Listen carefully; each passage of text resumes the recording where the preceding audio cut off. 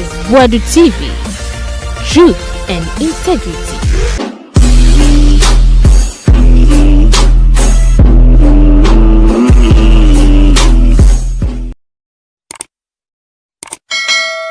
Mayama munyina akwaba emfambra Boadu TV so. Yebe show say where your first time na wa subscribe ye nyina like video no na ye je comment into comment section mo. Na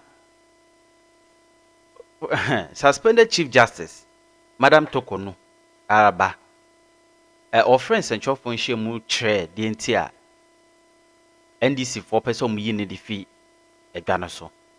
Na Captain Smart say mami okosroba from edwana de woton kabim Chief Justice akonya no ye UF so ye former na NPP former sorry de di mami ye chi apo aboso mu no modern na manfanya Charlotte Osei okroma den na manfanya Charlotte Osei mu di mami ani sa yini fie kwanam so ya e de jemensa bae so no de mbaba power jemensa so Charlotte Osei onu na pronounce na mo ba power mo ba ye na mo be yini fie so de jemensa bae jemensa de ne yenhu de waye ono kra me nwa so da so tie kwanya no so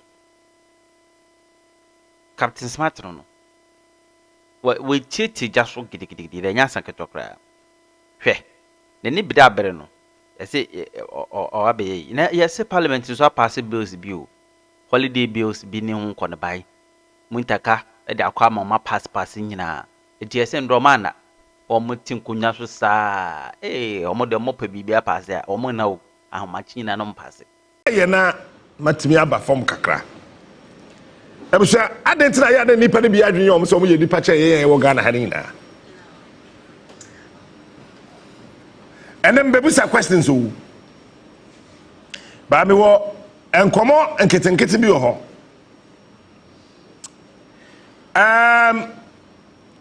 enkomo enketenkete no matre kana furata yire etro krata bre Ghana fo ina se nikuru hia bo so be miensa mboa eti June ye wo mi nka ho July, August, and September.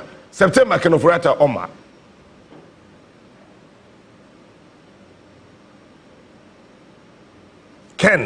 September, Oma. Me, 72nd of Friday, who I am. But mempe Nyadia Efe Ede. So we need party o men ma catch up pain. So me Ghana ni wu a ehime tem bibia. But September no oma. Either say obeba before September. Na ya che no. Na mpanifo awuram ni amane bail. Na wa fa Ivory Coast edwane ko biom. Omba biom. Ene number 1. Number 2. Say on babium cra na de Ghana person ye bia na waye Peter onim say companies me answer dey aban court say o madwiri wo office ato aguso mbesi cathedral 3 companies makoma me answer at the aban court Chief Justice here no okasa ye no wa track rata ma aban so mo here $50 million so Chief Justice here. When we requested $50 million, say a judge for Dina Umubutu Yeno. And see Dino for from a judges. No, Yakofa Sasikano, Yabu Dino. Nampany for Sabe, then Nipa Nikruim. Ebianka by now, Crano. Cathedral is like a Syria. Aka ebia de sheni pabo ya prayer no ke rebefi na ya dre the compensation ya de mama won a ye bu won dan but aban disregard here na wa say $58 million we ho e betimi asay no ti asay no it's a companies no demanded sika efi jomama ho jomama obo obi dai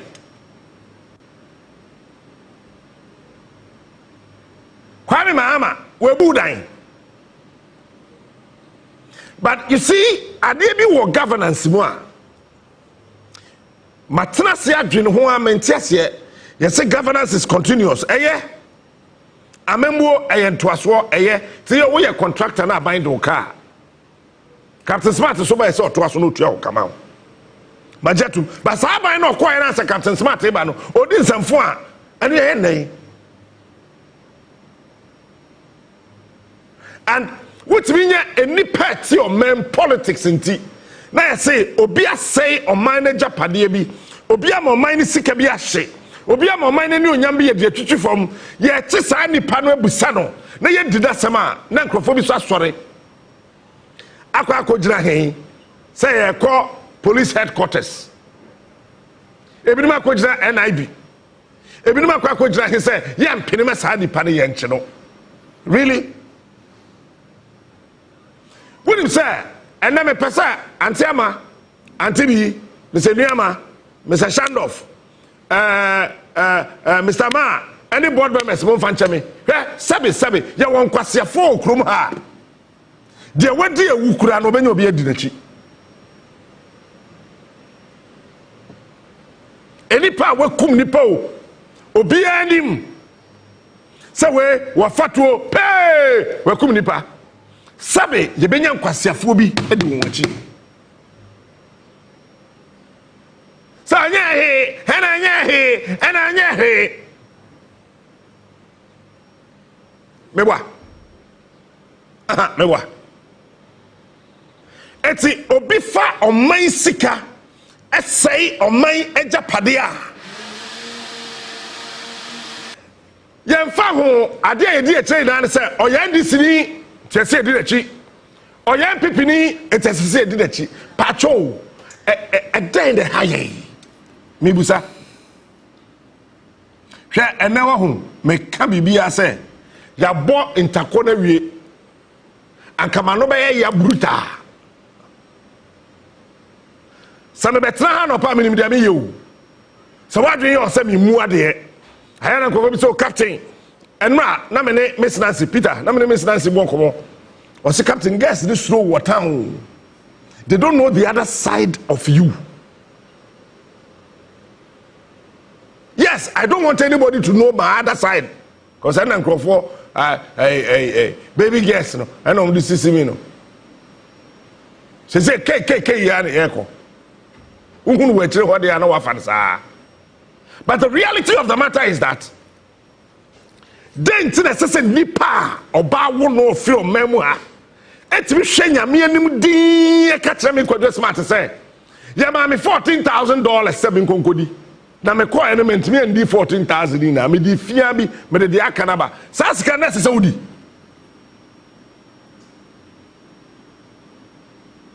sa sika no sa ka ya pam se sese wudi a aka de beba Ghana ni pa otukrum ha say otukwan Peter otukwan media general say akwantuo na woni Captain Smart etuo no ye ma pede ye pede ma yenketenkete me papa pani mutu say me tukwan ko be be ma 300 cedis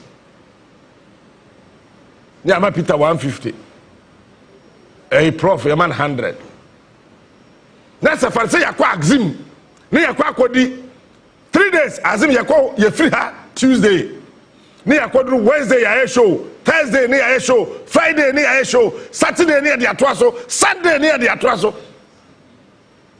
Monday as ye tuka ni yaba. Na say media general say Captain Smart. What are we presenter ka say party about 300. Na me bedu yam so 300 na. 300 cedis na de ma be no. Me this 25 Ghana cedis inti antiama jo 300.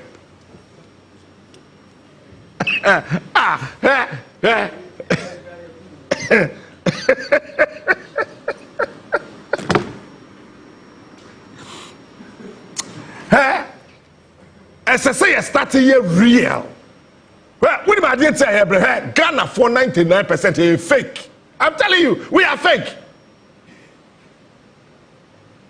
Anytime man na wa broche ne ba pepepa no asese sika ketu e be no wa tonta de mo no wa be hye no wa won ota broche no mba boys no mba na oba no ma beje oge no wa beje oyere no ho onim de omo ye oba onye hwe odi pass 3 years no wa top perfume miensa wa tonta de bi aka ho oba be di 2 weeks oba 2 perfume no gudu ho sika no wa calculate etra omo ko omo nkra wo no ko so calculate sa wia esisu se pan ade beto so me kwa buri aba ko hwe me na aba oboa okotoka international airport be hwan so ko obe fra no se me nya emergency be no wan crowd get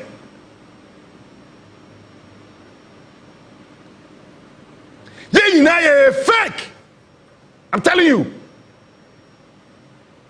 we are just fake people. Opa says here, what do you say? Obi o wa wotwini wo ye the day or a Captain Smart supporter.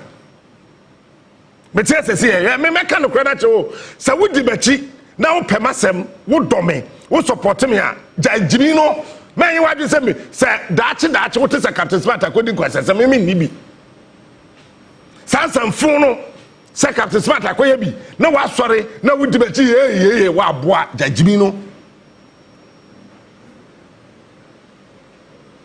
Anytime I say me penny for say na won fan chebe because sometimes so I say you cut the plain language it say Ghana ni no not tell ho ase me nye da me nye da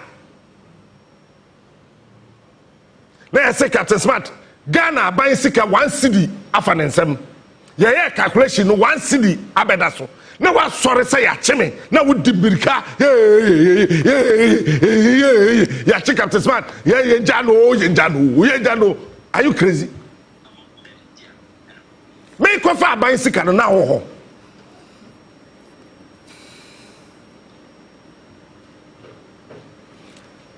enipa bi ye wan dream said as a jamo man ni mu no we nipa chen obi no obi aje nipa chen obi akroma wo time ana NPP wo hona na ye chime no bisa mama sha sem free Professor Mills time so what do you say na ye be chime and ye to adwunim da bi mama sha sem free je ekufo Rollins mama call Rollins time and wa Pam secondary school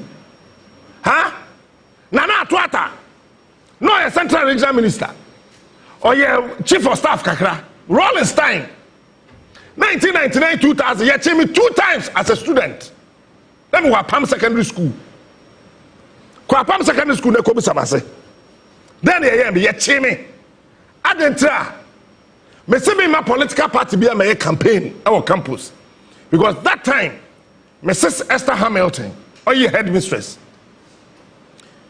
Mr. Adriyebo, assistant headmaster in charge of administration. Mr. Atta, assistant headmaster in charge of academics. One more friend as the school prefect. And Ghana have me pay them more SS2. I have to about me the school prefect. You mean see that? SS2 second term. Let me do school prefect. SS3 for Kwapam secondary school. They come some record. And the catcher me say, am I a more beyond my campaign? It's the NPP buy no. And I catch Papa be a friend of Crusher. Or about NPP near money now to go here. Ashimio. Watch this, Ashimi. Because that time I'm Dikufati. So I thought that and it's an old boy. Now you can't deal me go. Now me sakakra. It's an imagining call a mind your suye. Eti ada NDC force ba hihye wo ne ma wa Pam secondary school bisa enye na o said ya metie no me differentete said ya metie ndai no me differentete go to Pam secondary school na busa mase NDC for central regional executives ena ma Joe Ringo a owo Aguna Sodro e pai masum no obomi sotrobi e wo campus ho and the Swedro so Sakwa shim, Papa tinting the Sutrubi or bomb in Peter. One says some Yakura Fiafia, and the crowd in Yamiado Mayaka say. Now, me cock and this is for Yamani Natuguye. Say, hey, Yam can't send me a school prefect. And my year politics on my campus. It's a go to a public secondary school and ask. Eti, and I'm Santi, gate, yep, your school gate, no. your headmistress or so on ye.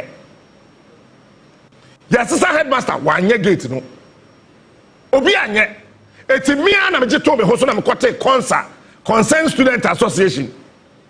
Ene me nya emrante ne maba we campus wo ka me ho. Ene ye gigi sika ene ye de be ya apam secondary school gate no. I did GBC GTV ene twae. Bro fire trauma me kura me kan na ma no fomfom. Enye ndehu. Obi a ya school gate.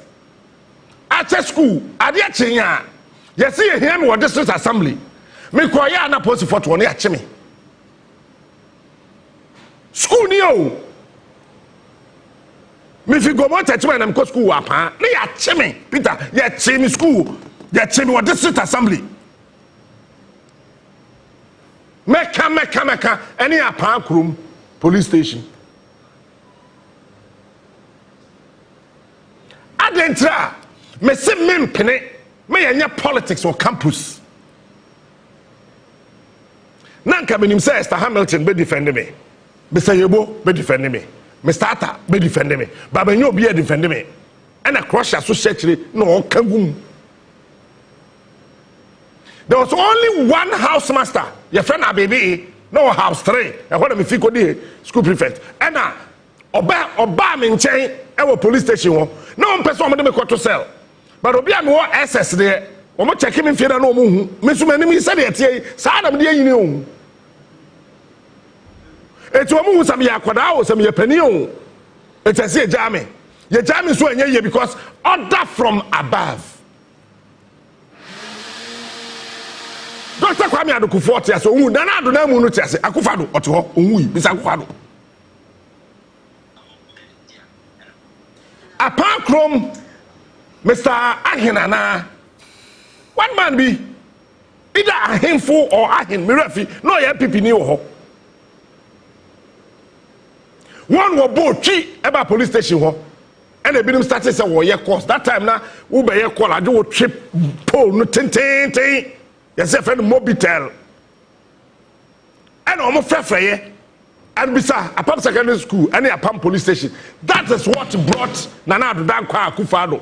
Any papa no school feeding doctor school feeding eba for nipa president Kufo de share nsa no me feeding ono any NPP mpani fo bi bo twi eba pam police station any ye jam na me ko campus a ye se wo oboa ye ma kwa ma won throw exams our campus etimi because of my Ghana yet to be Ghana inti. But me try my exams, me SSC, me try police station.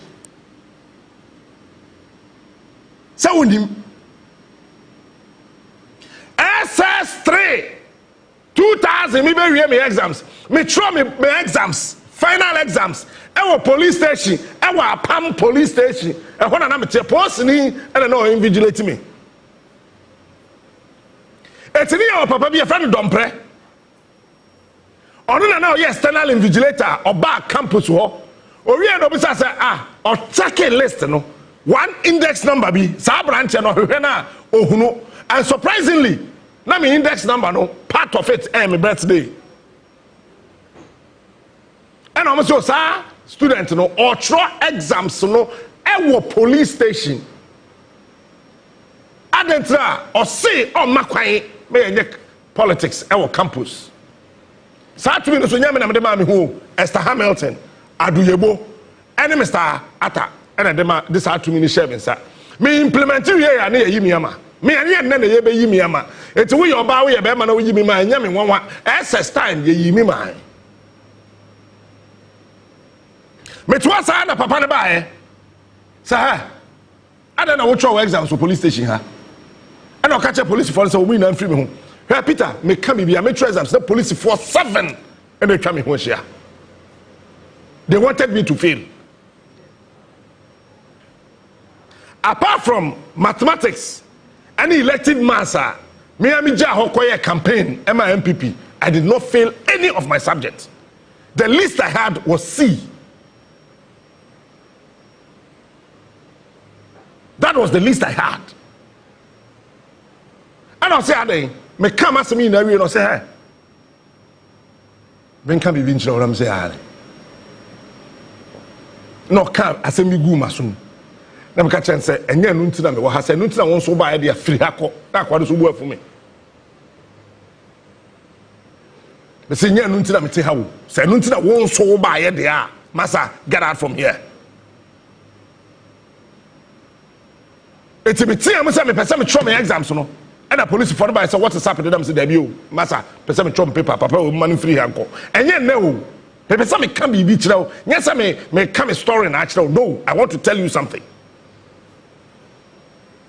Peter you try exams no you say practical no enye practicals fixes BB you say leaky here it's a say a trouble to me we school 24th December 2000 adechi ya na edi bronya me ya 24th December ni wie ye that time ni ya to 5th 7th December there no am na pai me try exams ni wie ye wa apam second apam police station ho wie ye pa me see about China post for such me say you see yen keep you and Mr. Police in some identity that time na go mo attack kwa police be friend Haywood but then pen friend Haywood ni di Haywood Heywood Haywood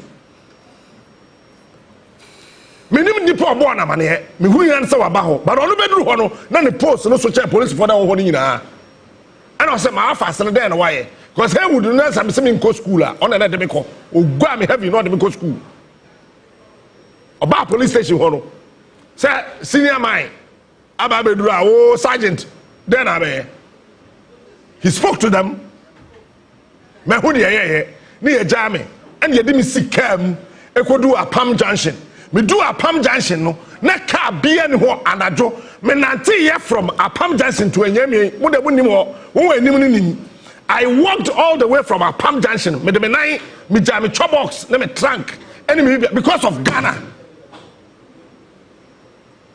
nti me nante ye from apam junction driver na Haywood say o de me see car ni mu no driver na say sika na Haywood tua no entimi fa me nkogo mo attachment etimi nante ye from apam junction me twemu go mo Kumasi me twemu go mo Bokor ekodu enyamien asami nya car free ekodu go mo atakwa me do go mo atakwa na yesi mi na me sanante ye ko attachment me kodu ye na me na ba ma buafu sa na jo akwada keto wona me hin na me say asema atum ni o na one more bia man na me say hu hia say me ka kire obi a I can handle it and it say ko attachment ya na me na ba from 100 it's more more attachment 100 no and then I make sure say me I for so from 100 no 100 na se kire ni me wie nya me ye madum na me nya adwuma beduru Kumasi a je ku fo so me am papa or shek Ghana baby we je Kumasi and the fear demonstration by a fear demonstration by yen kombra yen fanko yen kombra yen ko ye mada me say I say e bom punu pam me bi epunu a me di kufu achi no apostle jam gate no I say you are disturbing the peace of the region. Don't take FM there, me here I'm disturbing the peace of the region. Fox FM, me here I'm disturbing the peace of the region. Many by me who so na me police marketing. Pine, anyone wants a police station because I want to me bang. Make ne ya wo me tiko na me shem din. By no one check, mo hosa, we say, ya ba baby. That time no ba na it's a DSP or say bibi or ya ba baby put say, Captain, let me say yes. You can go home. My trust statement to my hair. And I do Professor Mills so. Professor Mills so no, what do I say here? The Edika branch be a friend high priest. Or by me sure so no be can say Professor Mills or a chimpanzee. Hey, me wuni mi nya asem. Na me say me mo nkura ho. Da nyame ase. Because biti we ni remfi asem. High priest akwabi ya frano Torniedu Junior Yakubu Torniedu Peter me who say nipa de moto af wall da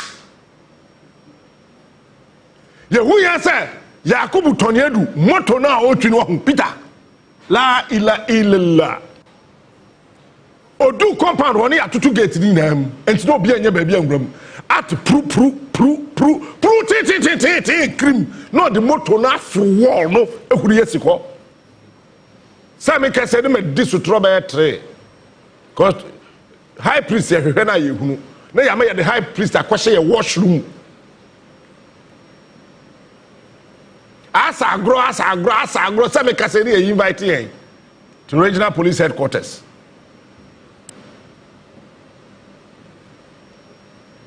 yes ya me see ya de me koduru wa no pa mapo mu mo no show data na ye pon 10 it's not how many boy an 8 from 10 to an 8 and see jai na police commando ho ya fa na tembela dey so professor Mens so ba no nya hwe e wa shata me pu aduma Friday na police in jamigate no omo fresh zongo police station post 4 and eba Pempa assembly hall be Fox FM no as a captain I say yes you are needed at the police station I'm say okay my bonny bay I say anya hwe enkra I think cry but it say you are making things very difficult for the president. I'm saying, why am I? Maybe making things difficult for the president. I'm say, Anne. And I'm so, Mama, me quite me friend, me boss, Afro. I'm say, okay, me friend Afro, no, then call. Sir Peter Maker say, now me the Zongo police station cell. You transfer me straight to regional police court. That time me will be a friend of striking force. Commander Boaben, nani pa no ho, o commander friend Boaben. Eti ye tam me kwato sal ho no. Striking force ho no ye de me kwati papa de ba na o hwe nkrata nim.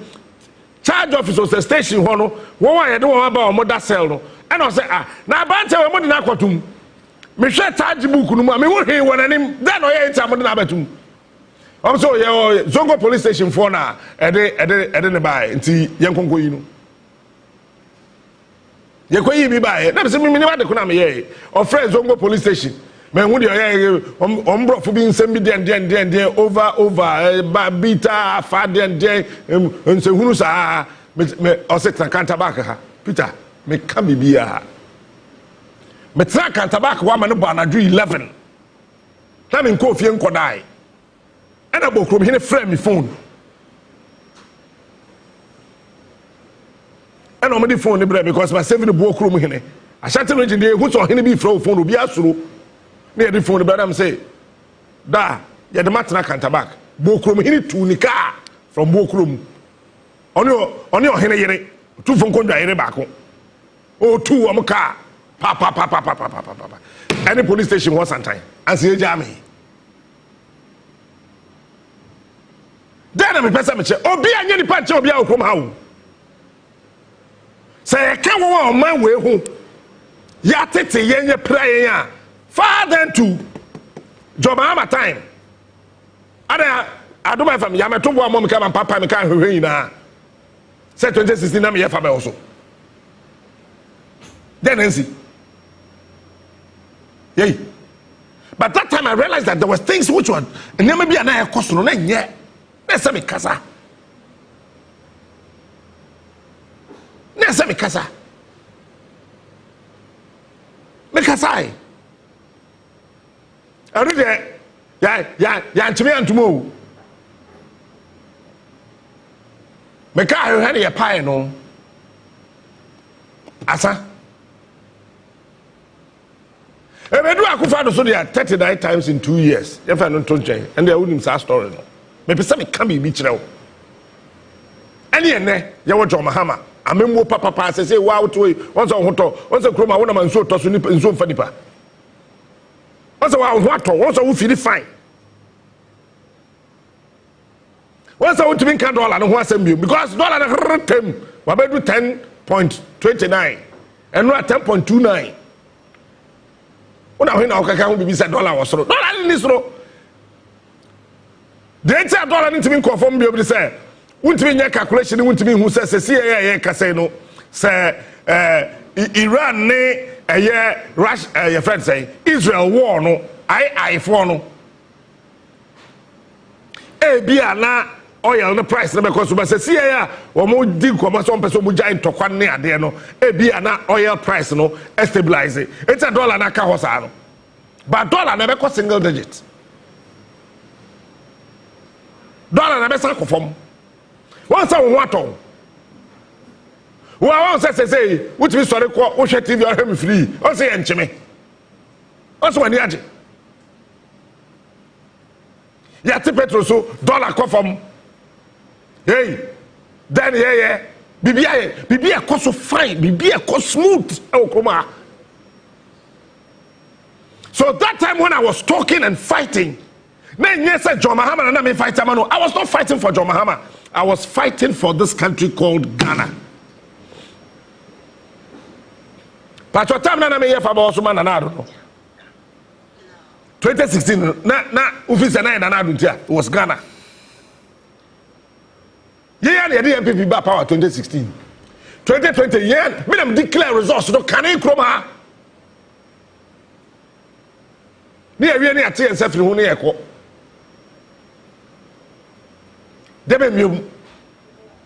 But the point is that I'm going somewhere. Follow me. You want to how you want to say wo bo man na no ma be ya tamfo. But wo wi o man ni sika no, one wo ye o man na dofo. You know what I'm saying? I mean, no, be a catcher says so too quiet. And Branama question between the new Kunako. Pacho, Ukroya Benjuma. Ah, Sabitia says, CA. Near Super Smart or too quiet. Media General for at the too quiet. Now, Makona Makoka Media General for say, but the Bayer name man equal to Mum's Calam Famo. You're quite a 20 and Media General for Swami. Yay, Omaswami. What was what we tea assembly be a what you know what tea say? I didn't try. You say, make Captain Smart, Samity, hey, Messamo Smart, you Tuamica, into a buy permission, Namiko Smart, with the Musica Coma, Cathedral for the J. I didn't tell me they bought buying Bessia. Now, buying Bessia, Parliament in your bono. Now, software be say, when you're 2 million Ghana, ha, the software was market to say. So for so 2 million Ghana or the above Ghana buying this year. Ewo.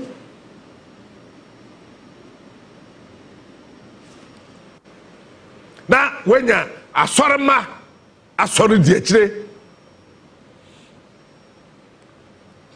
Biani abre hey so for the abeche no.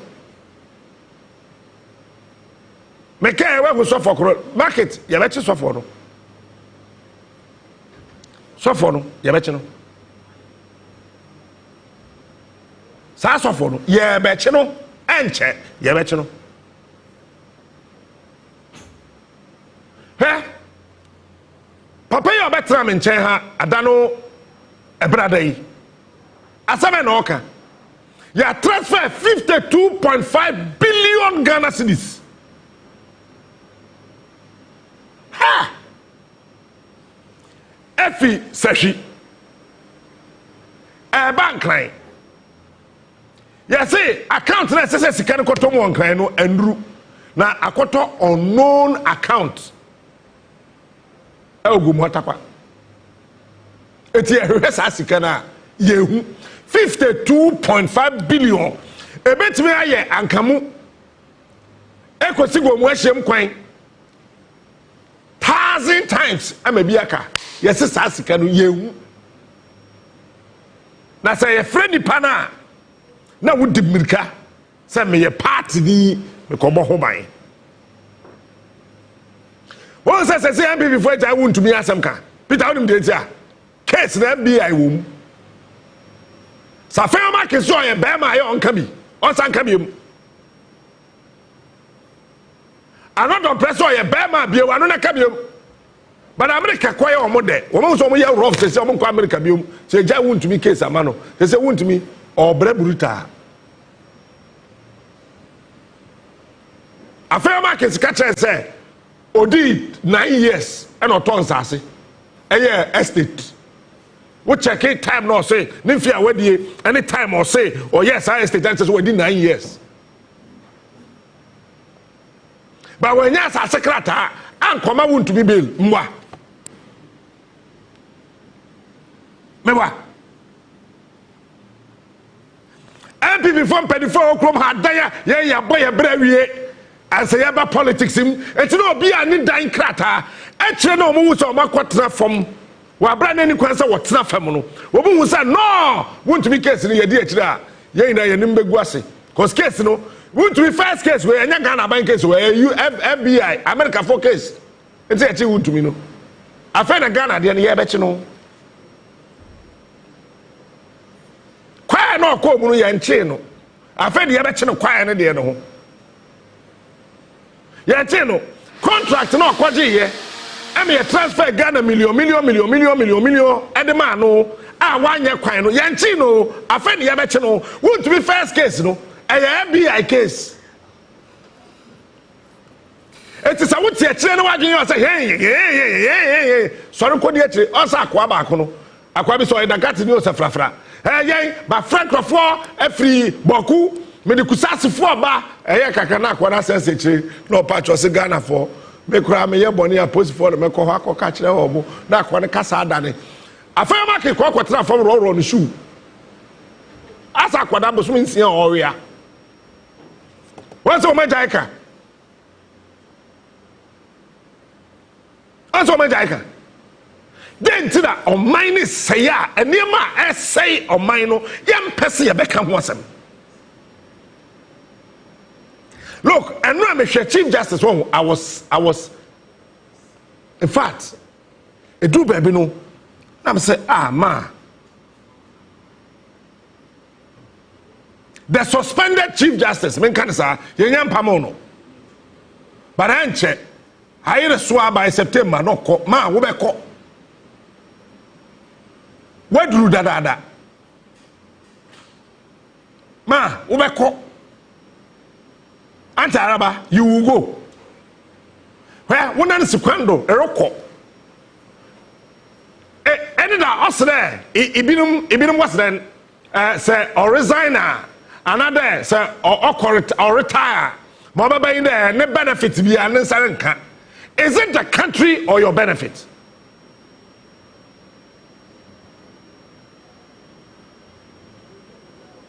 Yay, is it about Ghana or it's got to do with your benefits? Enti onko ewu da ededa wakade wa makwa no bia mbisa questions enti na manko hon kamako nanka be bisa nde osuka ase wako hoda no kaye then before this case osuka ase hon wako hoda time here we inviting there omra na the case no hon won ka ho asem no pe no za ko ho ana there wako hoda there's a wako ho pe na okay baazi that time no nya no wofa no okunu ho mbocho that time no nya no wofa no okunu ho mwa wako suka ase da okay there wako excursion wo hoda wako committee president bi da wako ho pe na na me sitting here, I would never preach any kind of gospel against any state official.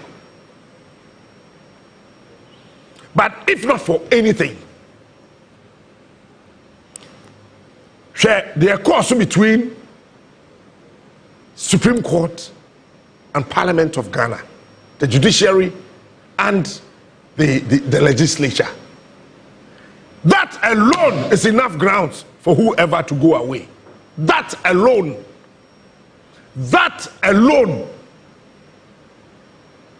is enough grounds for anybody to go away. Hey, yet yes, I say, they be a me catch and crofo.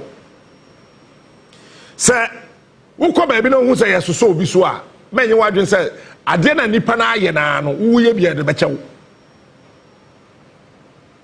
It's a convention. Anyway, Sana Peter Bayano or you no, Sana Godwin you no, Sana GH boy you no, Sana JB so you no. It's at the time me ko ye bia ye de chemi. Bia na time na Peter Godwin GH boy JB no. Na nipa ho na dwen komra no so. Me be ya no ma dwen ko so ye be yimadi.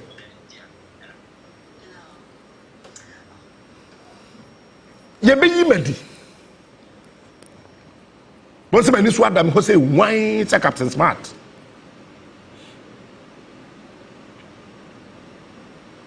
Ma, you say, man say you investigate. Na ye hwehwe nsema efa obi animu odu Chief Justice Akonwa no enya Akonwa ketwa wo. Ono na ansa na obi be di president no. The ono be kan say the sofo hia ware so. On na beka as a president akabi ti sa konwa no ma antara be dama konwa no egwara ente no ehu onye gwa kitikiti wo antara ba onye gwa kakraba. So if you are despising another convention, there's another convention which says that say you investigate you are, and now if there's a commission of inquiry here assembly a fat Chief Justice one yemfa ketekete kura ma bonten anamwa. What is a Mahama akabibia for Chief Justice Oko? What is Attorney General akabibida? What is a Chief Justice your friend say Chief of Staff? What is our akabida? What is a Judge B akabida? Even the acting Chief Justice, what is our akabida? Why then who decided say you will come out and explain? What I say me and run some no me tie na me de bo ho a it was and some no ensisi so. But we oba me ada ma asem no me kan ya na ye bibia ho. And run some no de keka tete ani a wow statement na o kan ye no ma. Se ye keka sisi ani a asem no ensisi so. O se sika ne bi ho kospane here. Oba in 2 months later and already I can call Abba Ghana for JB. Many JB took wine. Media General America, see and cost spend it. Makwa cost spend it, Maba. Medibu Swebako, and Namakuma Diasa. Tell you. Na no Shegu, Namasada, and Namakuma Diasa. 2 months. Sabai sika be di ho bosu miedu. When problem here say hospital bi we kura bi ase. Ghana for. Yei. Emra na hiri ya tro say wutimi di ukuru tukwan na aban aba ukuru hu ka. Ma. Say ese ka ukoti atakr. Subsection clause. Say who me met me to cry na baya bodo hoka no what trot wo what can article na ya na ye kro no also no dey went me anka why they say be catch say yakum judges ni yakum mo tama na military rule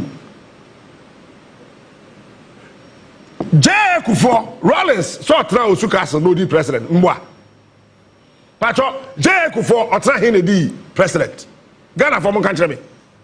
And you also cast a while. Pacho, time I say Rollins. Captain. Okum, a judge for B. Me, let me leave some because I was a toddler. Yes, Rollins and Merasun Yakum sa judges. No. What was what said Justice DF and one call Rollins so hot da.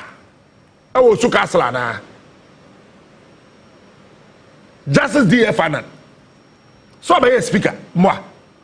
Pacho, wanko castle hoda enu na ment ya se but that time na so ko ha no a carpenter na so e mesi enu na ment ya se na meju ho I don't take short wo kura de wo wofa ene ye chi ne ku no ho sa na wo pesa wo kire kwabene Japan tie me yo kwabene Japan ne sinimpo anane boa kwabene Japan na ne papa kan judges ne ho ba kwabene Japan timi DJ kufuachi ekoye presidential spokesperson MJ Kufo ewo suka se ho mbaso me boa the king of and I got it that time na kwabene Japan now the presidential special spokesperson no ewo mention anvi enu na ment ya se wo kwa de wo kan wo fa distance wo fa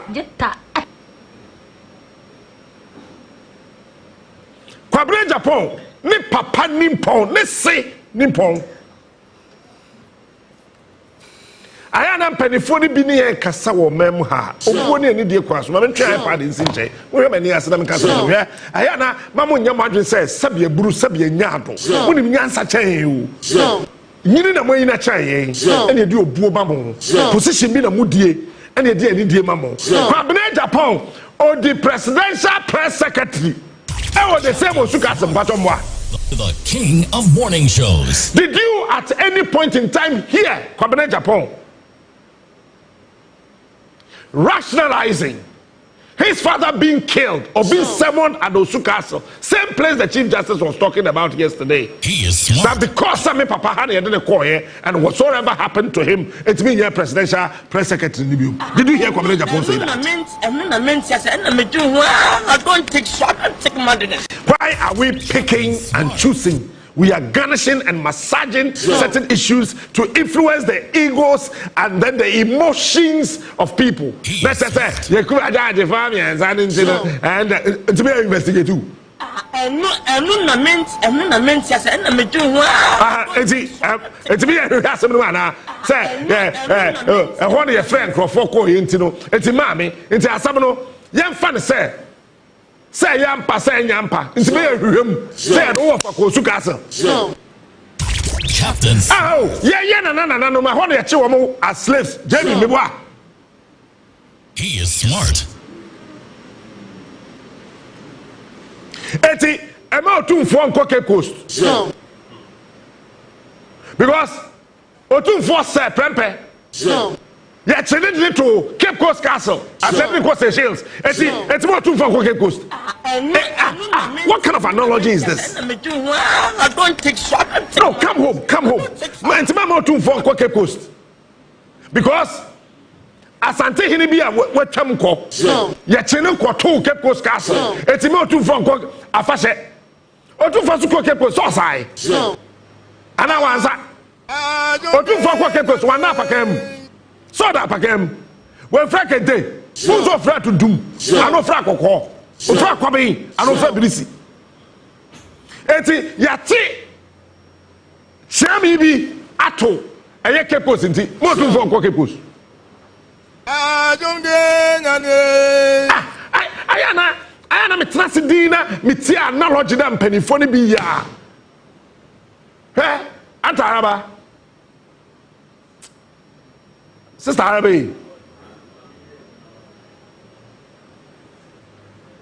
say be ina ehu be kan bi ya kan never bo nti mamam. He is unique. But I besia nti kan wasem I me safa ayana yes won amen me won je ho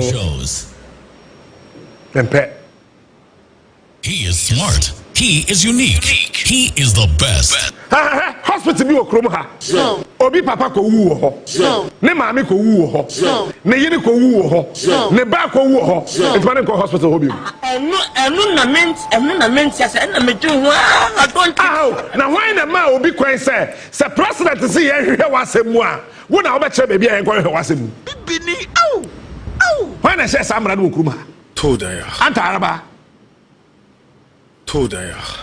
There, I wanna hear her was saying, I wanna bet baby. And one na wo betra wasam no don baby a wo betra wo beka wo wasam awo na be kire baby a won fa nko ensa dam do otse zanka kufa do ochem ko na bia na me say aha won fa nko asafa himfie no won kaka masam ebe anta araba to da ya anta arabo to da ya na iso e na otina na ndonka anta araba mama to da ya aha why na e ka say amre ya ye wo mi sa amre ya te asase so yi say ye do ko su kasra na ta say ba mi emuduam e na say je ku fo bogana na mi emuduam bibini au boy asendu pam ni pao bibini au na bibini grab e de wias hey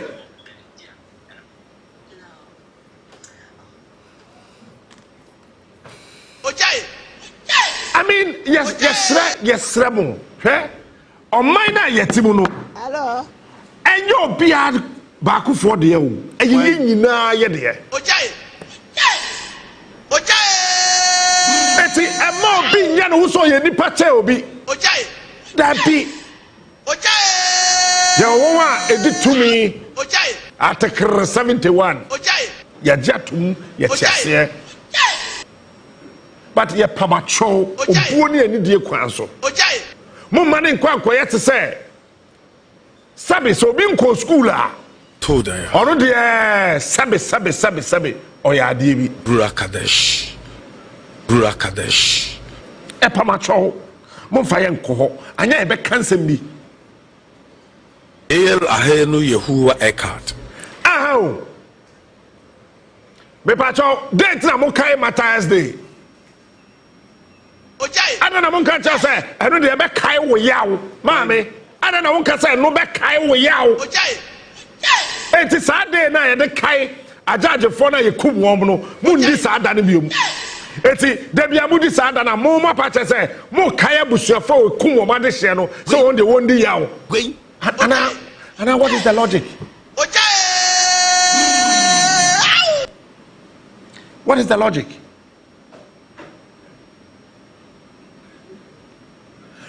John Mahama and the Tribu Asempa. I keep telling you this. Me, if I were the president, if I want to sack you, I will sack you. I'm telling you. Look, you're driven here. Bibini bia pediashe. Bibini, au. Bibini and Nipao. Bibini bia padia. A jawom. Bibini, au. Bibini and Nipao.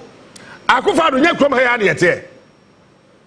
One can't say Charlotte Osei want to be in Yadma. Charlotte Osei no ya article 6. Na otina na ndonka. Pato Charlotte Osei no ya article 6. Na misanka kisi no. Because of no, mami kasem. He? Debbie, because of Charlotte Osei, he will go kunta de sorry. Yes, I friend no. Ni di na no. Lawyer bi no. Because of Charlotte Osei, he will go kunta de sorry. Oko voter region oba eka de komukunu.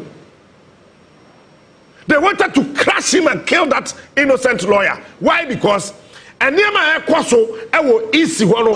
Kwanya woma faso etutu sika bi ma lawyer fo bi no. Tadio sorry. Emra Charlotte Osei ne coin na Tadio so say no, say we ebo Ghana ka. Adenti hwe say ya betey. Sa wo ko okrom chips compounder.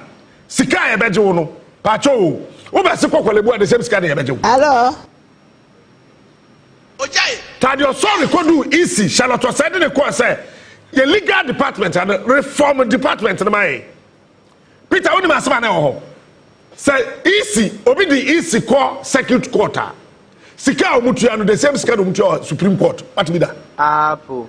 Obi the easy echo ayi high court. Sika otuano the same scanana won adishe animu say the court Supreme Court it will be the Supreme Court filing no I still have Charlotte Osei document machine so I can say komu kum Tadio sorry komu kum papa no then Bonnie Bennett Tadio sorry yeah Tadio Sorry is still alive. I want somebody to call him now. Tell him I mentioned his name on my show and let him confirm or deny the story that I'm telling you. Edu baby, I was monitoring events in this country. But that time, then 2017, 2018, 2019, I was observing because we catch us only president that to be man in fear me and son on your baby. When you say do baby, that Tadio Sorry to the case to register person by file on the judge chrome for case in calling him. I am saying it. Call Tadio Sorry and ask him. One of his cases, you call me document to be say this stamp to be and them and maybe it's so I high court and they bet me yes I am an me. You could do what baby na obia o say obia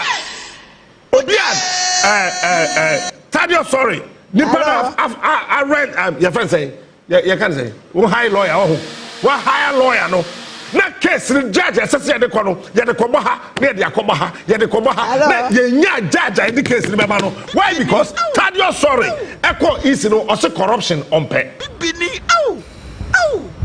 Tadio Sorry said no this is wrong Ghana e boka it's the reason here the Pam Charlotte Osei say on my Tadio Sorry echo reform me the legal department of the Electoral Commission. Somebody should come and deny this fact. And I'll prove to you with documents.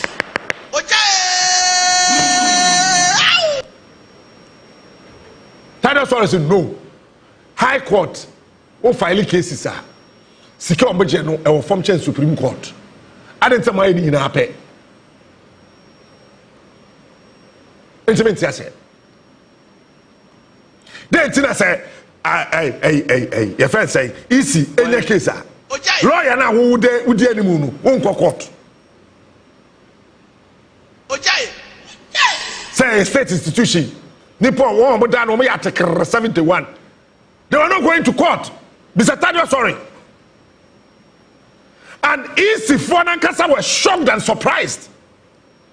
How a Tadio Sorry as a lawyer of that caliber. Ojane Juma Yinaho sa tafre kura siu easier. No wa share the rope, no dimrika, no ko, no. Enti enipa no wo ye adwuma wo ho nyina no na ye omo wa. Mr. Tadio Sorry say when he spoke to Afarijan in 2016, asabe na Afarijan ka kire no.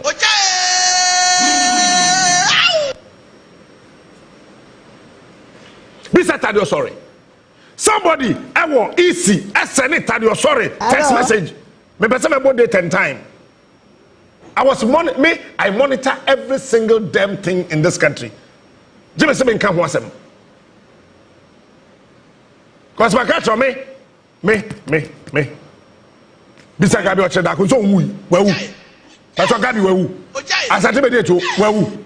Keno frate ya wawu.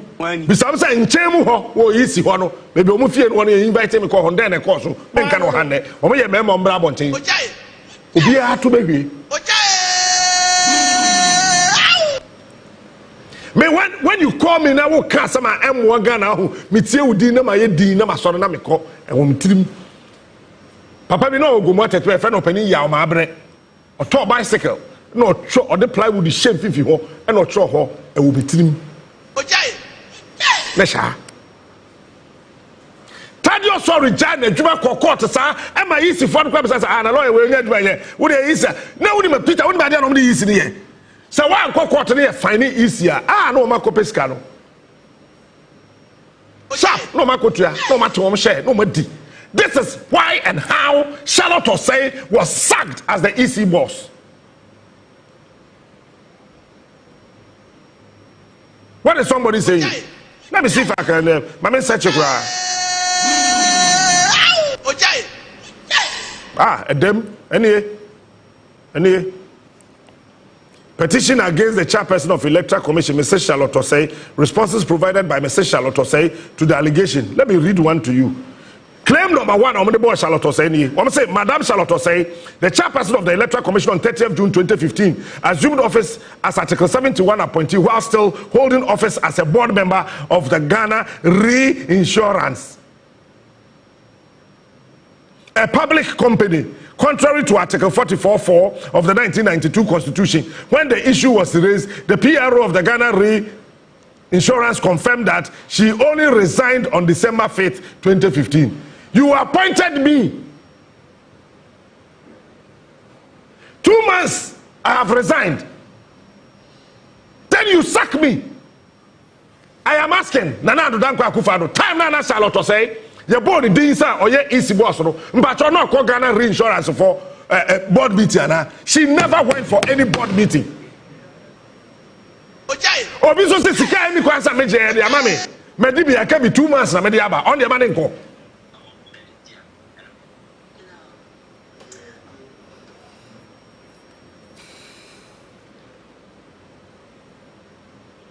Yes, hey, by force, Akufo-Addo my head is say a public office. Told her.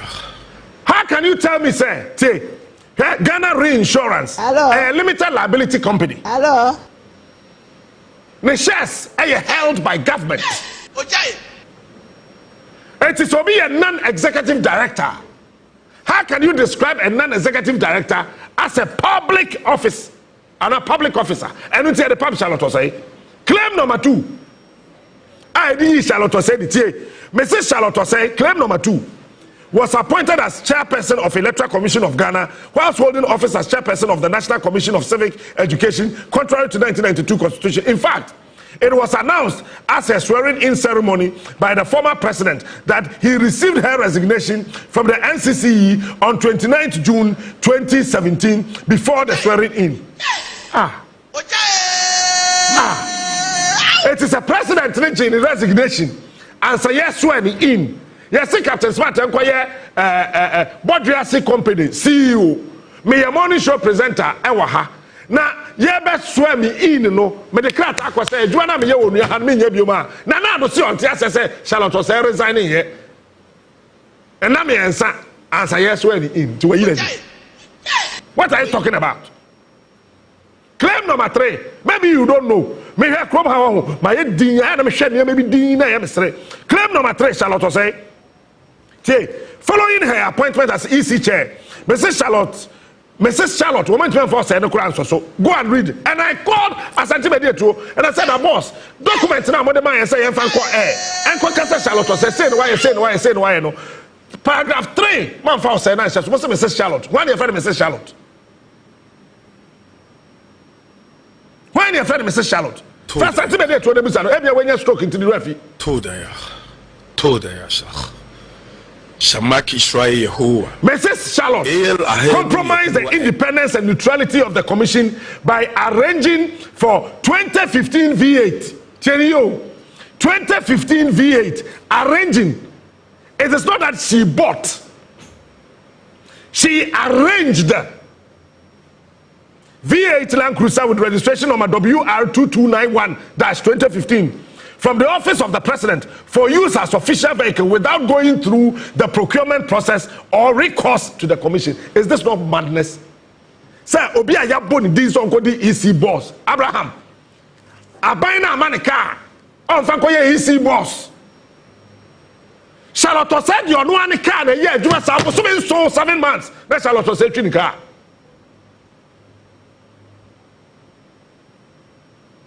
What are we talking about in this country? Charlotte Osei on your bar. Is she not a woman? And now I can hear some frivolous comments coming from some certain quarters of women saying what? Charlotte Osei time na do yen sa no. Mbacho no ye hermaphrodite. Hey. That time no ye bema. Response to Charlotte Osei the man make clear chiro. Mrs. Charlotte Osei does not use a vehicle with a said registration number. Mami can say me Peter, car number na omo koti ye no. Na your constituency chairman be aban ne ba for cars omo gigi ye no omo de man no otwi. E say the share Charlotte Osei kon Charlotte Osei the twisa car no. Me na make obi oso ye be ma ko come forward and na be catch us as ma make na me boa. That I'm so I'm time ka pachopa. Therefore me be sre pachopa. Charlotte Osei car no man na omo boy say WR 2291-2015 no. Na constituency chairman bi was Western region on the Twisaka no. Oh, I don't know. Kadada. Meanwhile, Kana Charlotte Osei president to John Dramani Mahama instructed to say, "Oh, madam," and now let me say this: we are with him.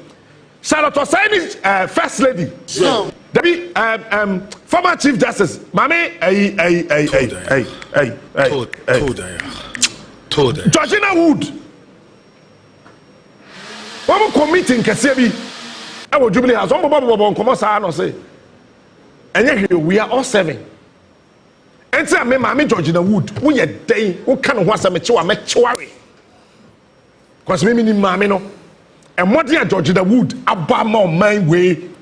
On one kasa kakura wabo e won office or the boat na boss room sika so ba go and check Georgina Wood enye kufo na appointed no pato me se ba opam no Joma baba what is opam Georgina Wood I didn't say Joma ma ampam no I didn't say me ampam no e kire wo se enkofo akodi Georgina Wood hu nkonkonsa Peter ada Georgina Wood se sankra ta akoye se me office ya meti me ana me de ma boss wo sika ena esesi office ha na mete manje sika na afia ba ho professor me se kan nsa bom na oyedin awala kwana ka ye wedwuma George Wood de onye nipa Mrs. Osei does not use a vehicle with the said registration number WR2291-15. No. Following her appointment as chairperson, no. The office of the chief of staff allocated Mrs. Osei a vehicle. My minister one year.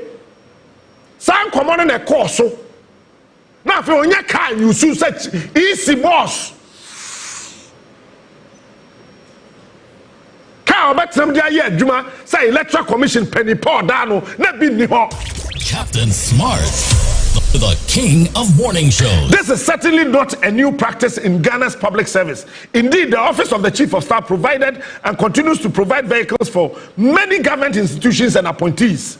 The chairperson could therefore not have compromised her independence or neutrality, as she neither requested nor lobbied. Charlotte Osei akokase yamanikawo. Eye komodie and Obima president to say, the Senator Charlotte. Your man official vehicle. Captain Smart. And your man Charlotte Osei official vehicle. Kana Akufado. Kana mana Akufado boy. I'm yedi Charlotte Osei di na mabodo manamano. WR 2291-15. Charlotte Osei who sa Canada. Peter, me na me catch up say Canada ni etu Western region. By the Charlotte Osei wabra car no man kura Akufado boy no the same car now would you know one constituency chairman back no to Western region I don't take short, I don't take madness, I don't take far, I don't take so far minutes. The Charlotte Osei claim number 4 the Charlotte Osei tie me catch now document we be said that the same said them said dachi as a member the political posture of the chairperson the political posture of the chairperson prior to the conduct of the 2016 general elections nearly pushed Ghana to the precipice. Captain Smart. Nearly. Better say nearly. But for the action of technical and competent staff of the commission, she could have plunged this country into a civil war. Really. 2016, really, Charlotte Osei could have plunged this country into a civil war. Mami or two say easy. But 2020 elections were declared how many times? I hear 7 times.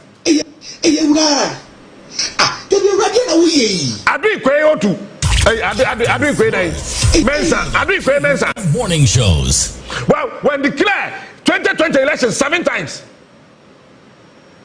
is she not still sitting there as the EC boss? Mensa, the time your body pay 82 pay I was touch my because of just one person body MP 2020 who could then insinuate that could have plunged this country into a civil war. 2020 this is how Charlotte Osei was sacked. Maybe you don't know. People people sit in their homes and Charlotte Osei. Claim number 5. They tell you Charlotte Osei apeti. When another Nigerian to the yin and you, Jayakufa to the yin and Mrs. Charlotte Osei without recourse to the Mammy point 4 no. One way yeah, drawn I say smart. Yes, Captain Smart. Why your story be Abraham 1 year. Enti onko pacho. Sir Captain Smart to kono pacho. When a man question on pacho. He is smart. He is unique. He is the best. Smart is the king. Let's say why you be here. So onko ye ni here na me catch some ye easy boss man ko ya obeko. Toda ya shah. Shamaki shrai Yehovah. Wait me here. Eti ase Charlotte Osei ama mranti e wona senate mi ahihye ne ma yie ama bato wona timi agina ne naso fefefenti ye yinadi Uvika noveshika uvika number 5 tie afeti me bolo ya bi din wa hamboa toda tie me say Charlotte Osei without recourse to the commission engage the services of lawyer sorry at law sabe kana ka sana me bom tiri na me kan samo tie so for no kan say so for no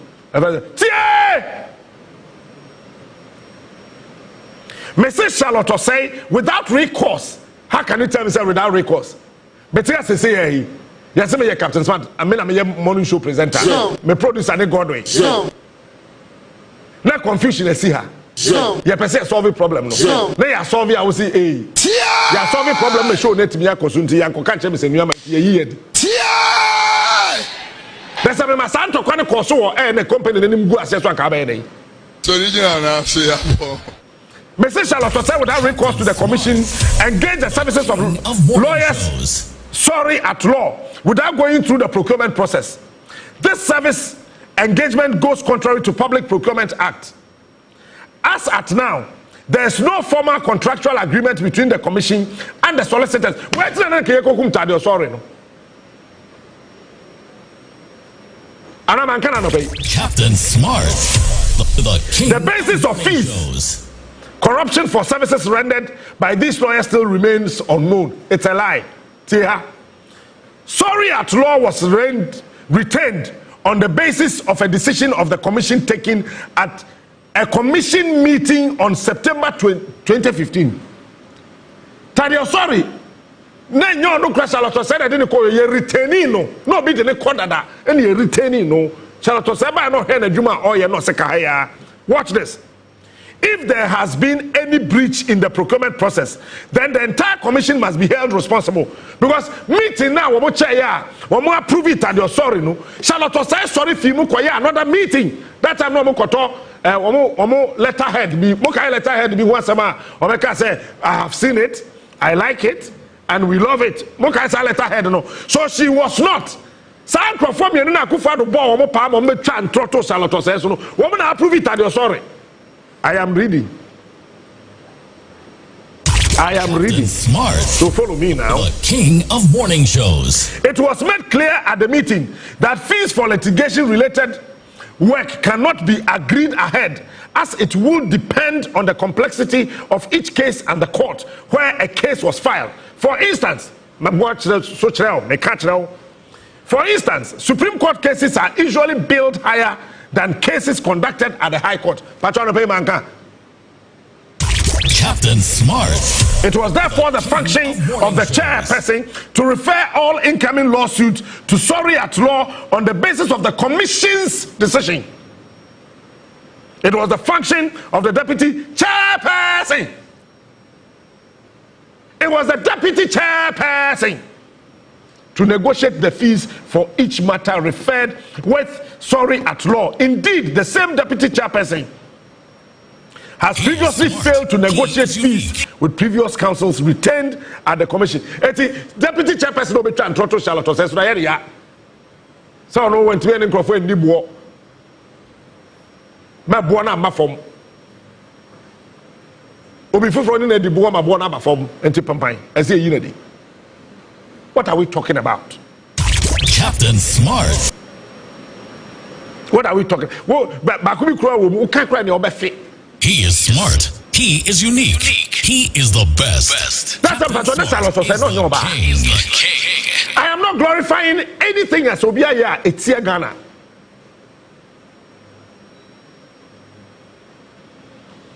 I am not referring to that. So, and me mbo bia wan banya why bibi eti o man. But when you go through Charlotte Osei's dismissal and the reasons why, say, as part of compromising claim 7, but me can't wait. I'm in sorry call. JB Shemai Bra. As part of compromising her independence and neutrality, in you claim 7 Akufa do di Charlotte Osei didn't make actually we.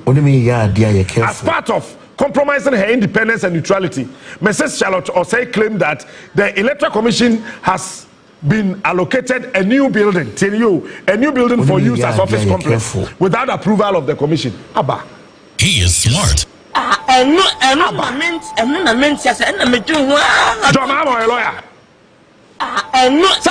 lawyer. Yes, a human rights lawyer. Nana does one kind of way. We are some 4 years of Charlotte Osei. Smart. The king. The 7-member commission has not at any point in time formally requested for any office, but the office was located to the EC. Say I mean okay say EC want to dine that him. Woman 2 year. And a throw two. Now do que say that ho. Abaya ma die for say aha ma allocate. And yes, Charlotte Osei the EC sika kosi die for flow. Abaya no te akonwa so say more dying problems or hunting my mama dying from Unconcatum. I could find to say, I didn't Charlotte Osei, a penny so said Domahama. That time, woman die say me, a mom dying for a quack with them to me. You ready? It's me chase my office. Now, office, I'm saying, I'm a catcher, me say, Captain, say, yes, boss. Office and saying, so try, you know, near my heart dream. It's feel what the best quarter up a fan chain home. Now you say, see, who let's say to them contract a fan office, no, ye email. I'm I don't take shot and take my I find it a reform this also. Chairperson's insatiable demand for affluence and flamboyance. So,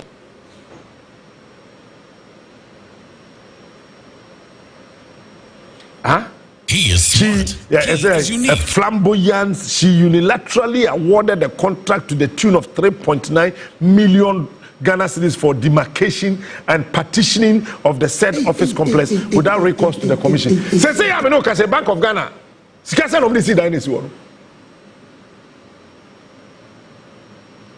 She claimed she sought approval from the Public Procurement Authority, but strangely enough, the contract sum is higher than the approved level.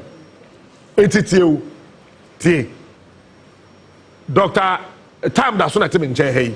By the time I'm introduce you to me, Maso. Now, you say, Dr. Time that's also a person, yeah, dear Mano. I didn't Dr. Time that's also a Mano Ghana for Muntin you. I didn't know $4 million. Me kwa na mkacha Dr. Time that's also one I was saying, yeah, deal with me. $4 million now was even fine. I don't know. It's made you $2.5 million. I don't see email.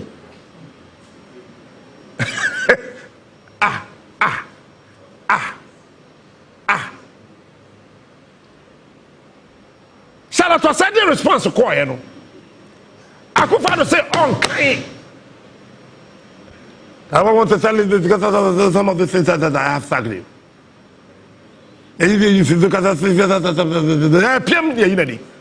Charlotte response. It is untrue that the 7 members of the commission do not see anything wrong with the current office. Commission members have constantly complained to the chairperson about leaking and damaged roofs for electrical wiring. Of morning shows. Damp walls and lack of storage facilities to store election equipment, resulting in significant blah blah blah blah blah blah blah blah blah.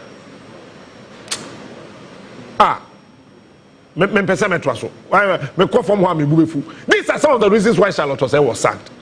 I am not saying we should use any frivolous means to sack anybody. But whether we like it or not, the inquiry into whether the sacking or the dismissal of the Chief Justice will continue nobody can stop it. That time in Dami Huaba. Nonsense. Captain Smart, the king of morning shows. That, He is smart. Chief Justice, He I is said, unique. He is the best. Captain Smart. if I go is through the king. the kind of see I am moving through. It's been percent was so. Peter, I say Charlotte Osei, I tell you, I say office to cry there. Trust him, send to the what's it? Oh, yeah, the Charlotte Osei and dressing born kwadu.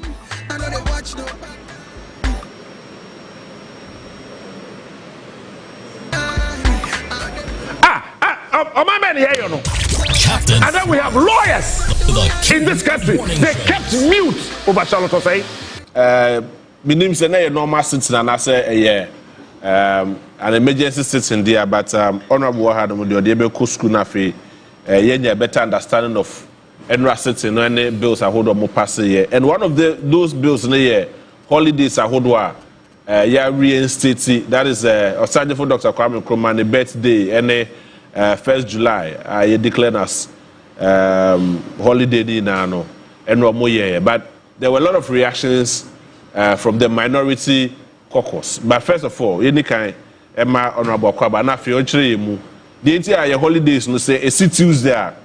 Now you're shifting the call Friday. They are the Friday instead of Tuesday, Wednesday, Thursday.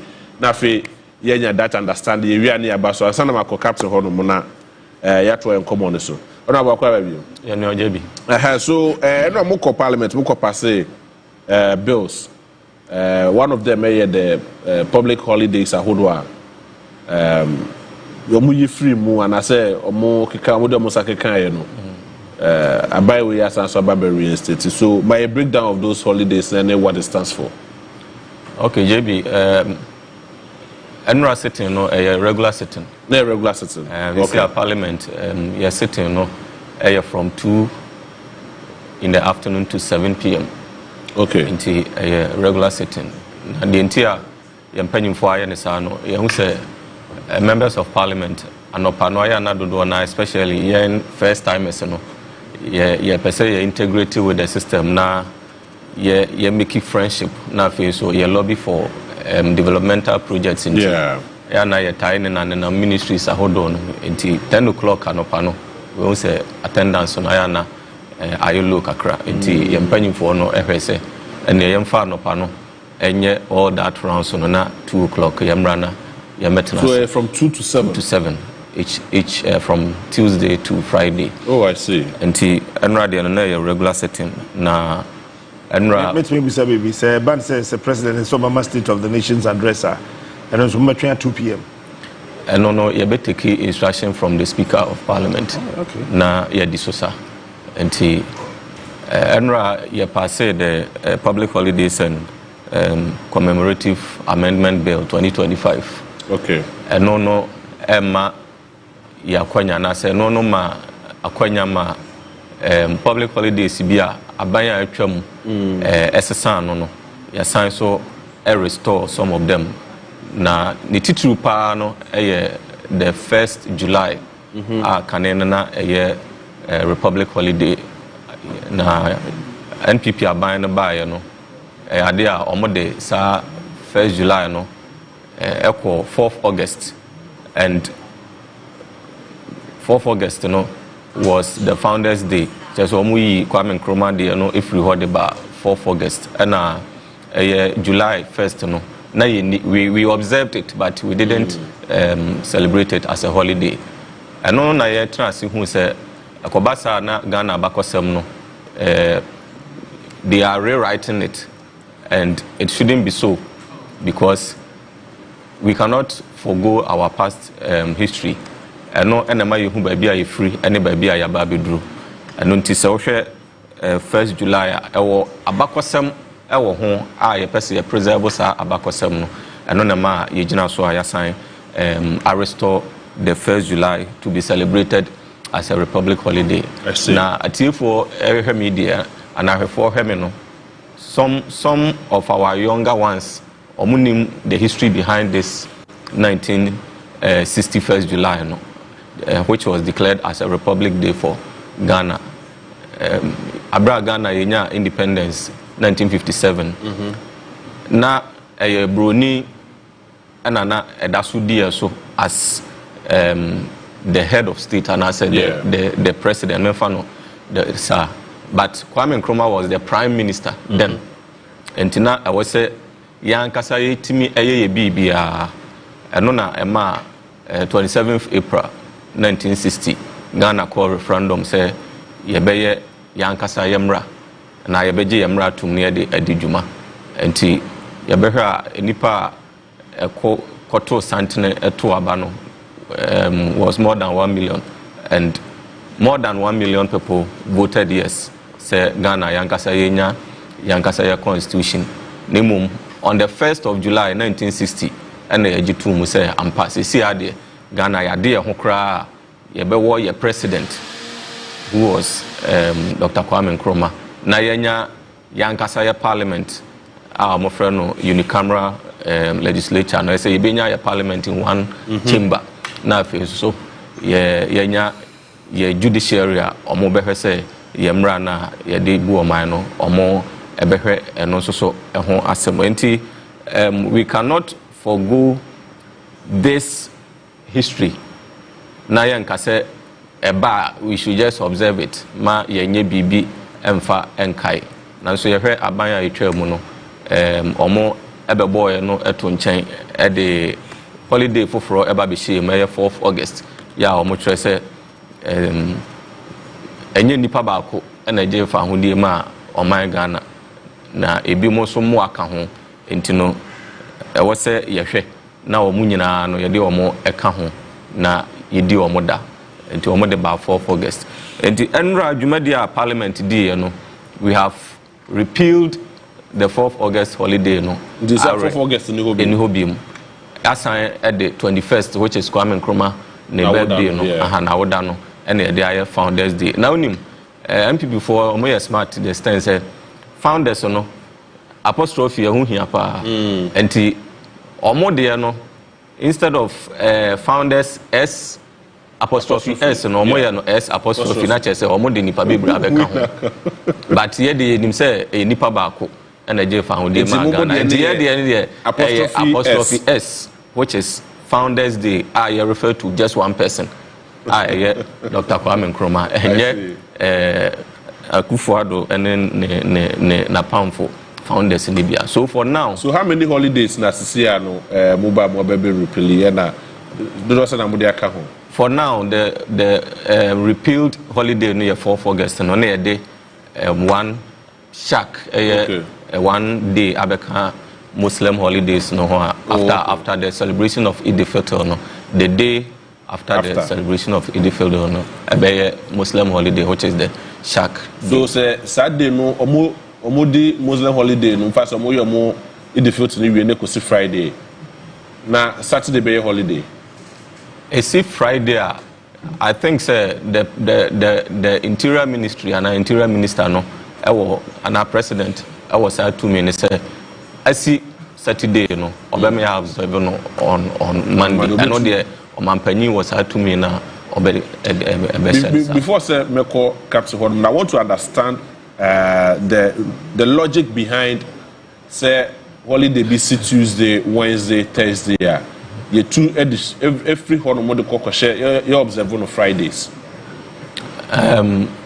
Sir, Tuesdays and I say per the act na ya pass no ebema omampani ho kwan so share act na sa na eche say omampani ebenya tumi say holiday bi si Tuesday, Wednesday and Thursday obama ya observe no on Friday. Okay. Enti tumi no wo omampani sem as at now say e si Tuesday na omampani ekase ye ni Tuesday and say per the normal holidays no a Tuesday you who say Tuesday but omampani wo ho kwan say obama ya di no on Friday but so, emra yes but emra no enye specific say okay. Tuesday but ama omampani to me say a Tuesday, Wednesday, Thursday you bet me adding Friday and I think I understand the logic behind this provision. Say, my aban adwuma pen. Na me adwuma Ghana Health Service as administrator.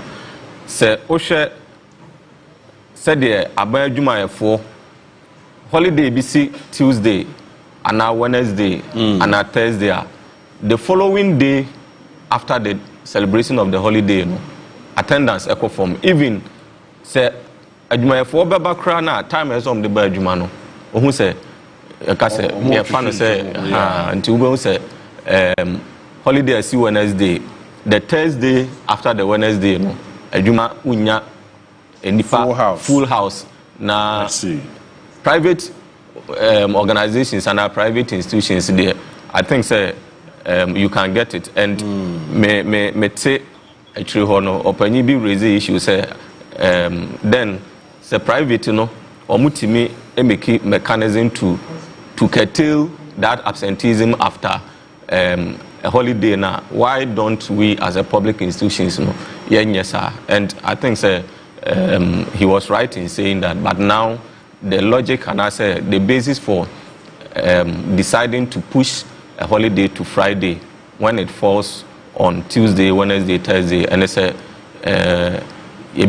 full participation of all government employees at work. Is it guaranteed? Na ya pushi ama Friday any Saturday, Sunday, na ba a long weekend. For guaranteed, and I say see Wednesday, Thursday, Friday, Tuesday, Wednesday, Thursday, automatically numbers no cost. Na Friday ni dey then Thursday cry na then obenya full house na Friday no mu dey akwa holiday. Yeah, it is guaranteed. I think it is guaranteed because nipa ni who say Friday enye holiday cry na aban adwuma mu no a free 12 o'clock many of the offices will be connected. I can give you instances, especially with the local government. Who call district assemblies in Libya? My assemblyman, my presiding member, so I know what I'm talking about. Who call district assemblies in Libya? Fridays, a free 12 o'clock offices in Yatutubim. Because Libya will be free. Kumasena Aba me constituency as a tiffin of Oba Juma. Friday or by weekends. And say Accra no Oba or call Juma half day. Obekono oko ni krum oko weekends enti me free say aban no nim de mu no say holiday no sit Tuesday, Wednesday, Thursday no push ko Friday enipa ne ya adwuma wie Thursday na wonim say Friday no a holiday na otunu kwan wa ba behwe abusuafo enti I think there is logic in this thing. Captain, Kwame Nkrumah's birthday is back. A good news Magana na. A good news Magana na a good news Mami pa. Say at least ye apostrophe na fie ni mo abehye esnechi.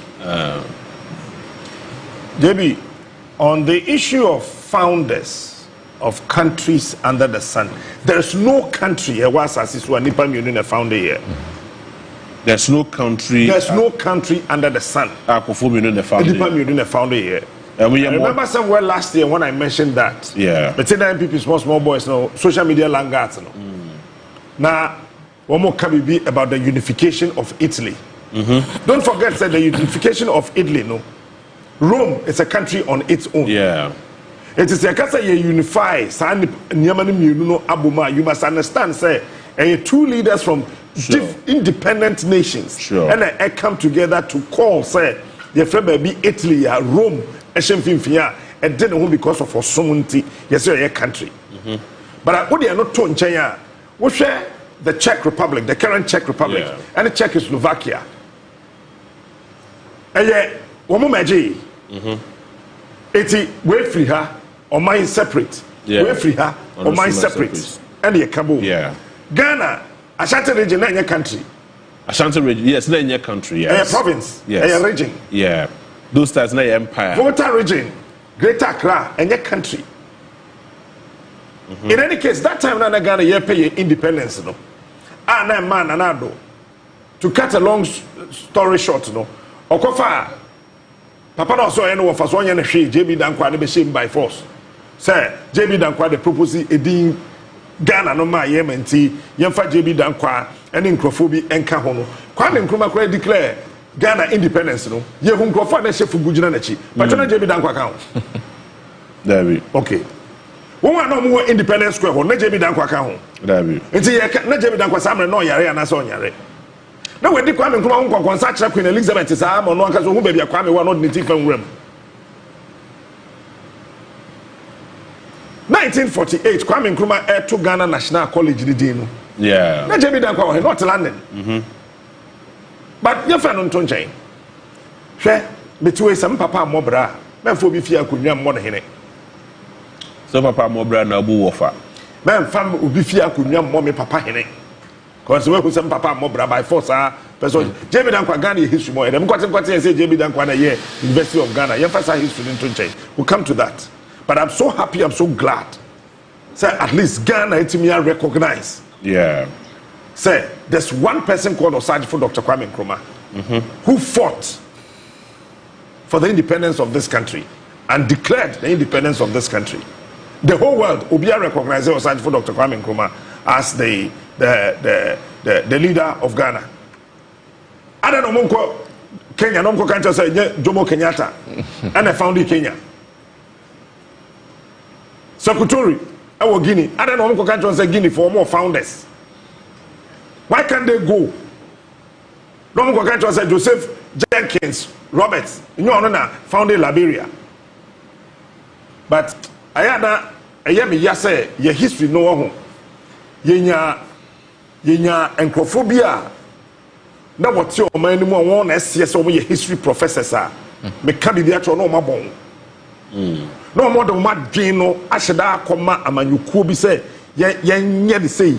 Into Kwame Nkrumah Kwani books, the history, the near more ye, no, ye professor Setna Kuma, Echeja Tumo, University of Ghana, Legon, Esheno, ye University of Ghana, Atrocrat Every had their call UK, say UK show Maka, say Benya Kwame Nkrumah document Amaya. Why did we burn ours? Yes, Kwame Nkrumah, everything, anything about Osajifo Dr. Kwame Nkrumah. Yeah. University of Ghana, Legon, now professors of history, so Museme Kosek, Tonyum Fejahu, say yes, Kwame Nkrumah videos, yes, Kwame Nkrumah books, yes, Kwame Nkrumah memoirs. Then these people will turn around and come and tell me what? Yeah, Papa, you're quite a speaker of parliament. Your friend is Aaron Makokwe. Yeah. Kind of history books that just said, the history book, paragraph, be anywhere. Oh, how? Oh, what are you talking about? Paragraph be anywhere. Listen to paragraph. Read his books. Then I wrote my Kokwe Atra for Kwame Nkrumah who are you correct? Correct. Show me one. And then I wrote my Kokwe Atra for Ghana who are you apart from one who history. Correct. Obi mpe run my Kokwe as someone chair me. And run my Kokwe yen adwin so be NPP flag bearer. Me na me kind the profile. Na me introduce you no culture center. Ewo Kumase as Obekasa e declare intention. Nti material anya say meta my Kokwe. But the fact is that NPP historians na ba ye no on be say Ghana your history. And we no mo yeah. Okay? One of their professors put him history book or I forgotten the page 79 or 89. Or Troy said moving pick years away. Queen Elizabeth the city chair Ghana, a Japan. No. Moving pick ye be anu yabe. Ambassador Hotel is one and ye na quarter who be a man who moving pick na ye fe na ye fe. Kwame Nkrumah built that. Oye no see the one the friend at City Hotel no. It's the president and the ambassadors and the moving picker. No bodyguards and any other entourage no ministers no other hotel name.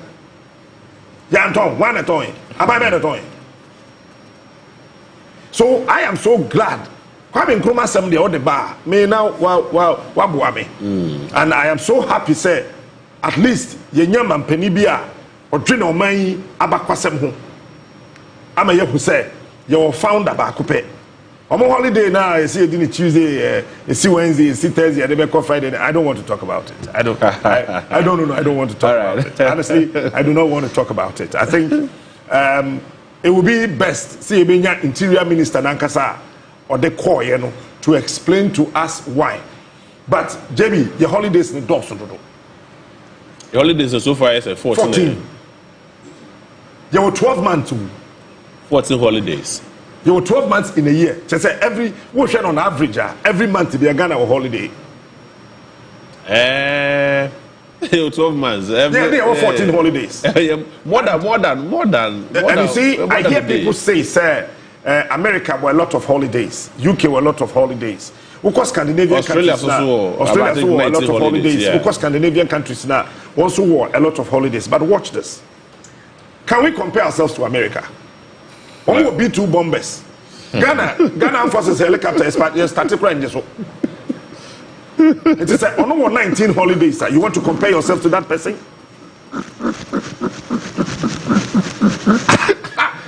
Did you expect it? Yeah, helicopter started this.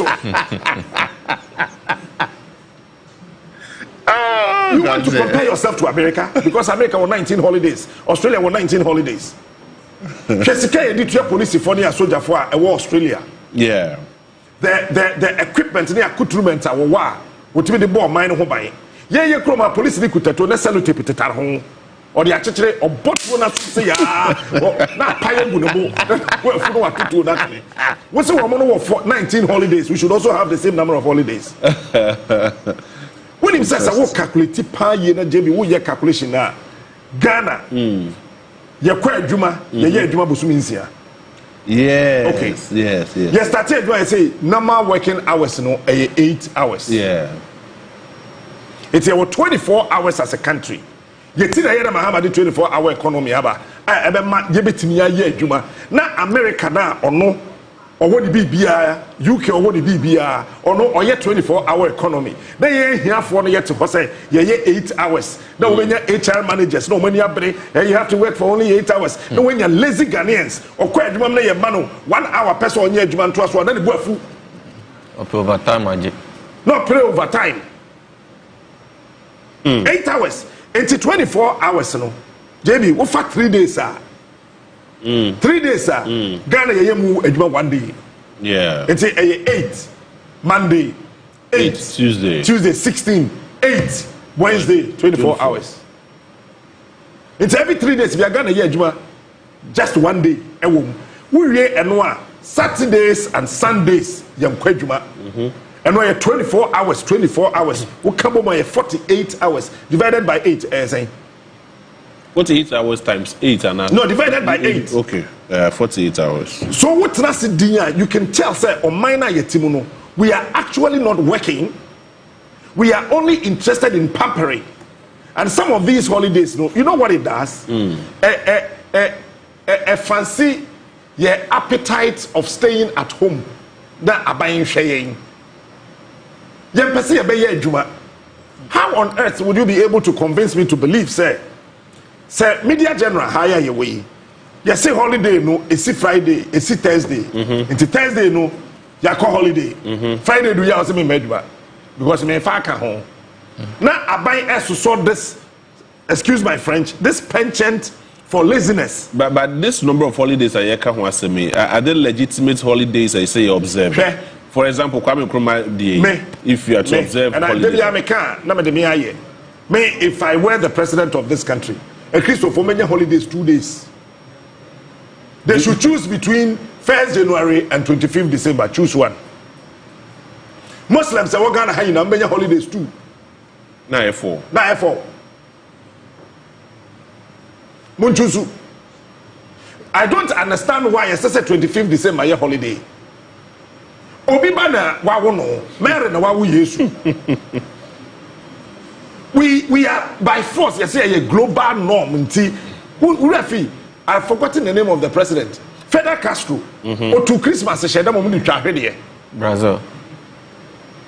Or to Christmas, the shedda, someone conquered by young could trash there.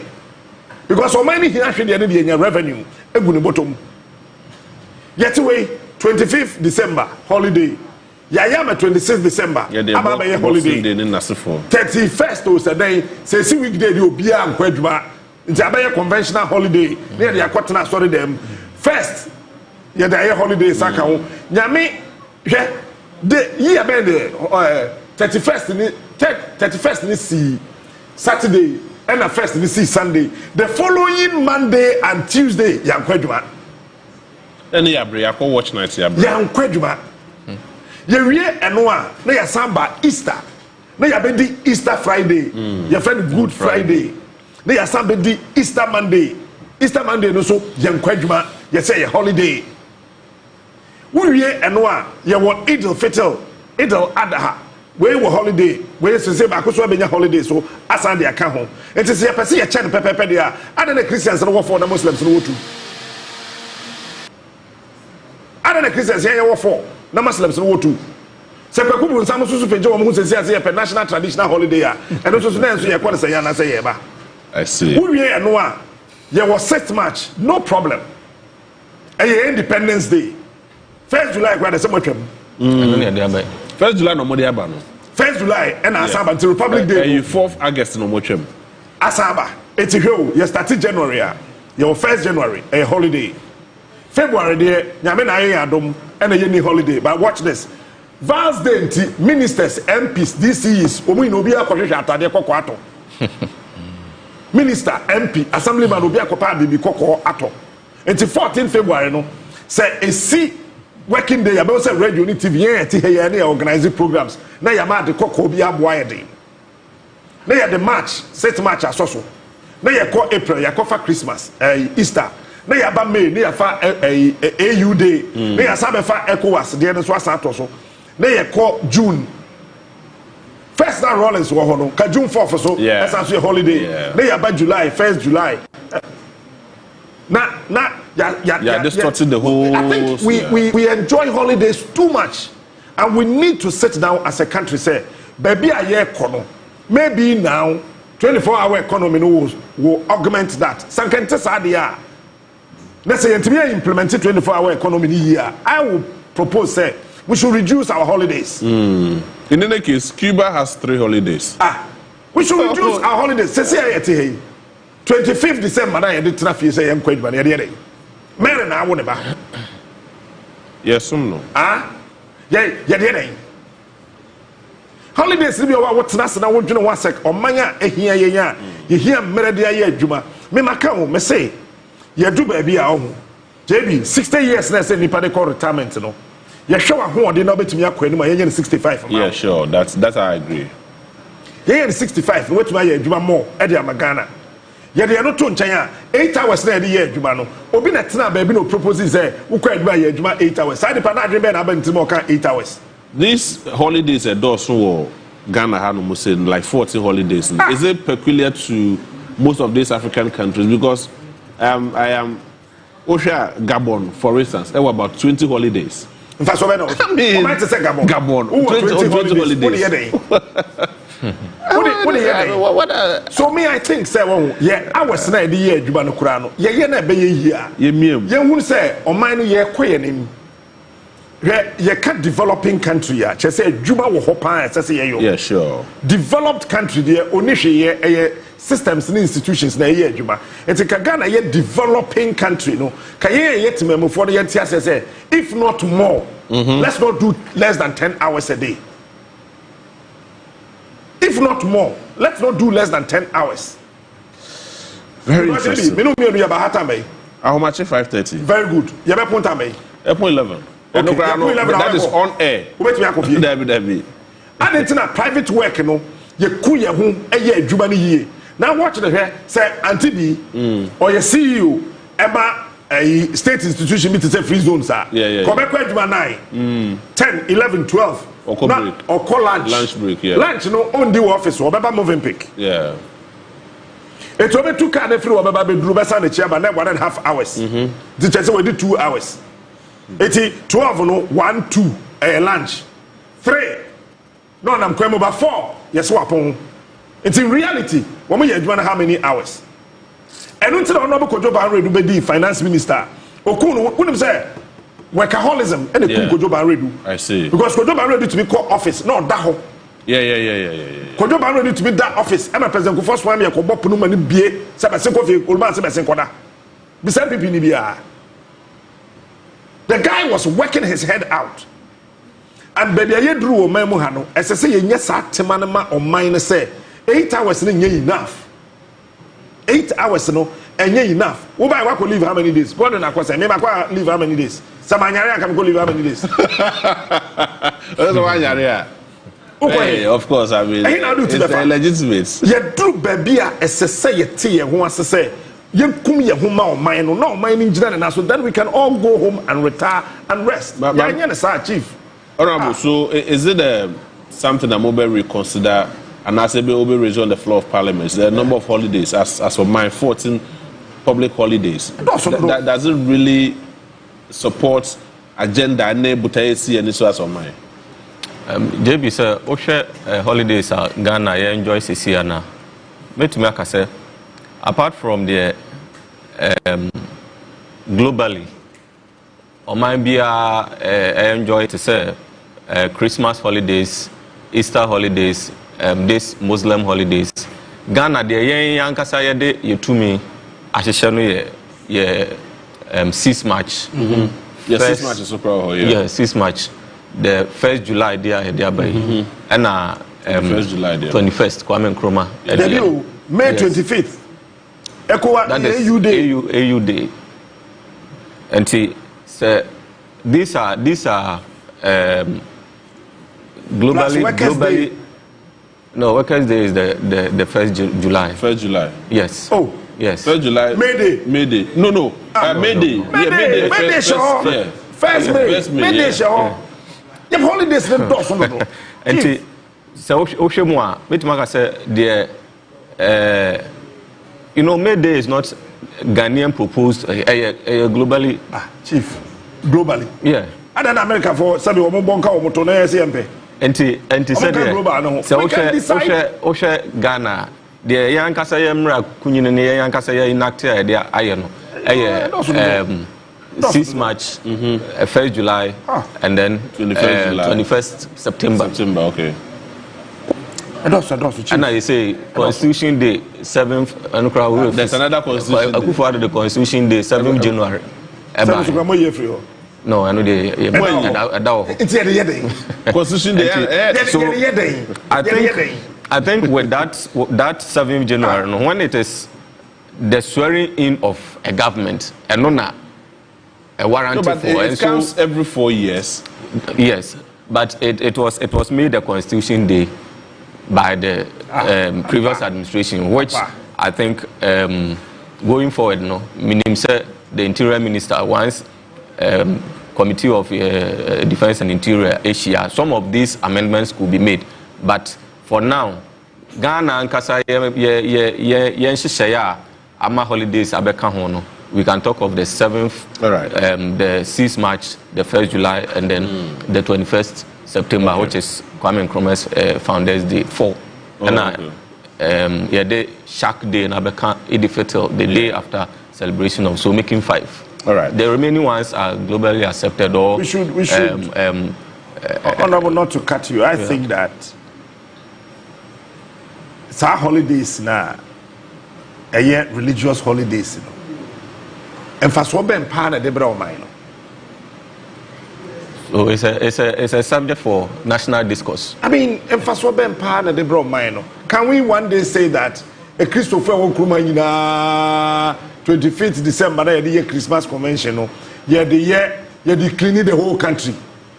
And sorry now you I say we don't have the time to think about this country. We are always thinking about. I said your mind be as well anyway. My member won't call Chief Justice, the suspended Chief Justice. Central for we credit Central for shame or Boni Kuro de Achre Ghana for. Meaning say who follow that discussion. As a member of Parliament, what do you make of this? Andra, I can say, sir, because of the parliamentary activities, I couldn't follow the discussion, but I have read something about Ninkura Obeboy. Now, some of the issues she raised, I am not a lawyer, I don't have any legal background, and mean to me, and come was MP. But some of the takeaways are me free say or make it, number one, she said the process is historic but flawed. My kind on some of the graphic online. But Nirefi said there is a provision in the Constitution that provides for the removal of a Chief Justice. Yeah. Sa provision no na me free say sesia no omampanyin nam so a ode ehwehwe ne nsemu na se ebona ye yina free ho.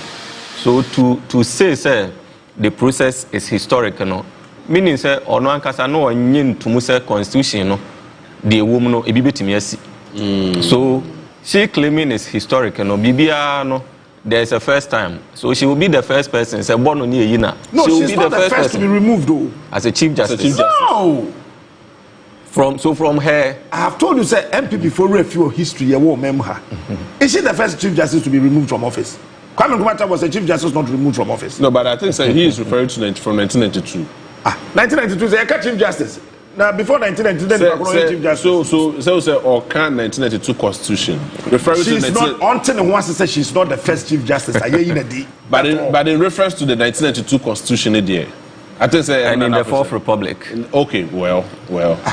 So if there's a provision in the Constitution, a Makwan say Chief Justice be Dumadi so any free, then she will be the first person. Historic. They said the all canon. The Fourth Republic. Yes. In the Fourth Republic. And I feel so. Or Kasafa was say threat to judicial independence, and she said the process sets a dangerous precedent. But well, they said medical canon. Once the process now I don't see how the independence of the judiciary is being curtailed. Now, yes, checks and balances.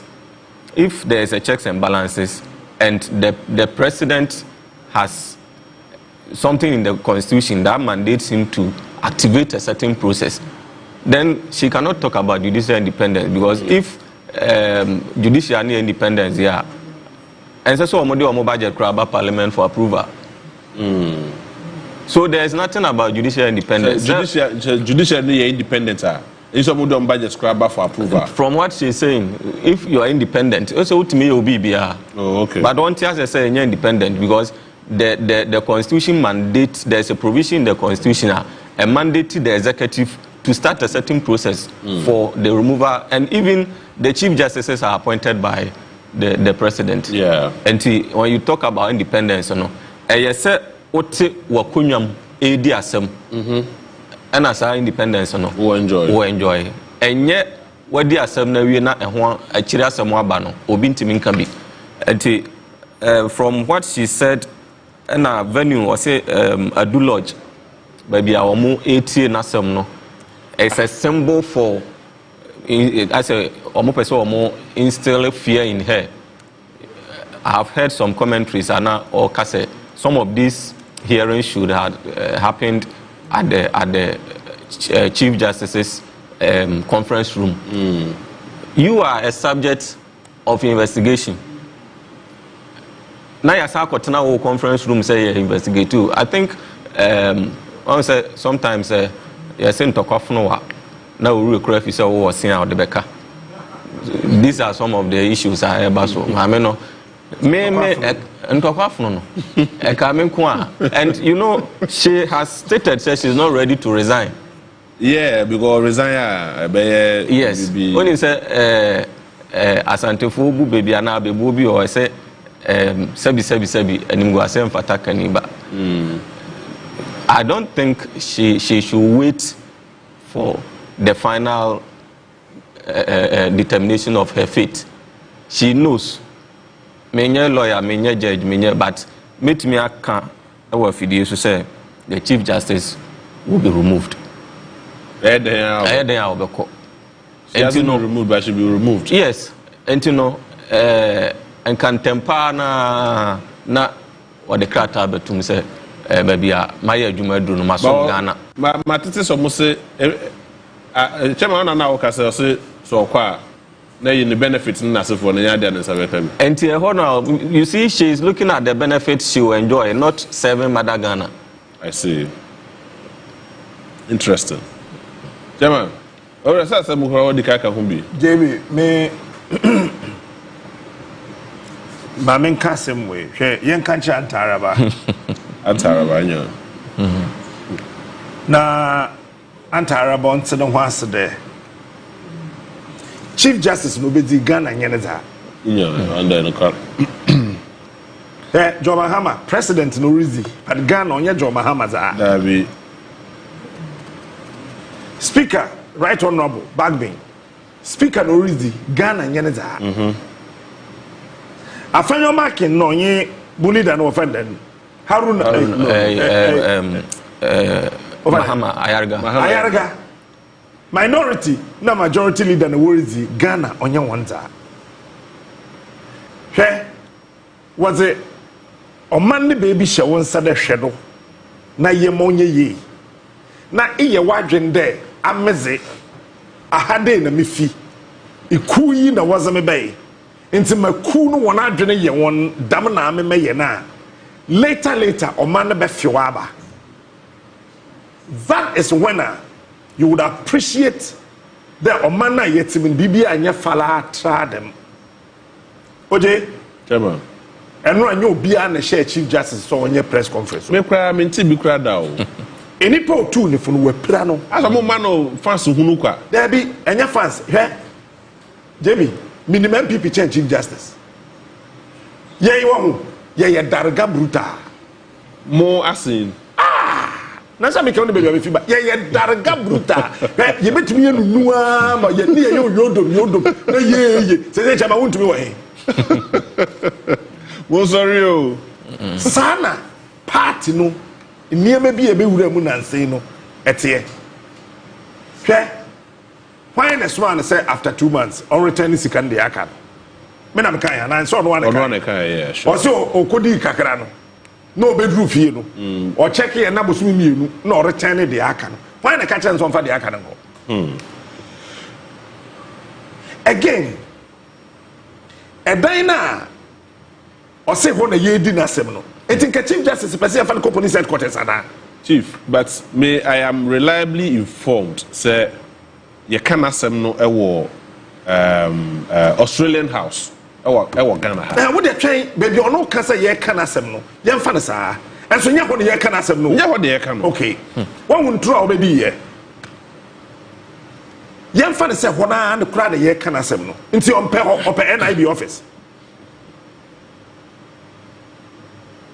ana ope yokofo boardroom ho ana wo na ye investigate wo no Commission of Inquiry na yatie no anya bia wo na obekire ba bia president emfa wo ebe inquire into whatever allegations are leveled against you no wo na obekire ba bia o montena wo yesi aba e de botachi no eda ho ye ntontwene wo na sa de to awiam de kerosene ye ho e de bakufa Allah gu achimpre ade bi omo di Charlotte Osei no ho na emma ewo NPP memma ewo NPP mpanifu ane ewo Ghana ha yadwe ye say ye tyrant ye dictator a vindictive leader and you know everybody was afraid to talk for Charlotte Osei what them allegations now omo de ma Charlotte Osei de enti omo yi Charlotte Osei tituru pa ne say Charlotte Osei ye interview omo afrejandi honorable kind claim 17 kind the entire Charlotte Osei the kind claim 17 The chairperson, Ms. Charlotte Osei, assuming office, has consistently attempted to demonize her predecessor, Dr. Kwajo Afarijan, and taking steps to de-recognize the legacy of her predecessor. This is the reason why Akufo-Addo depam Charlotte Osei.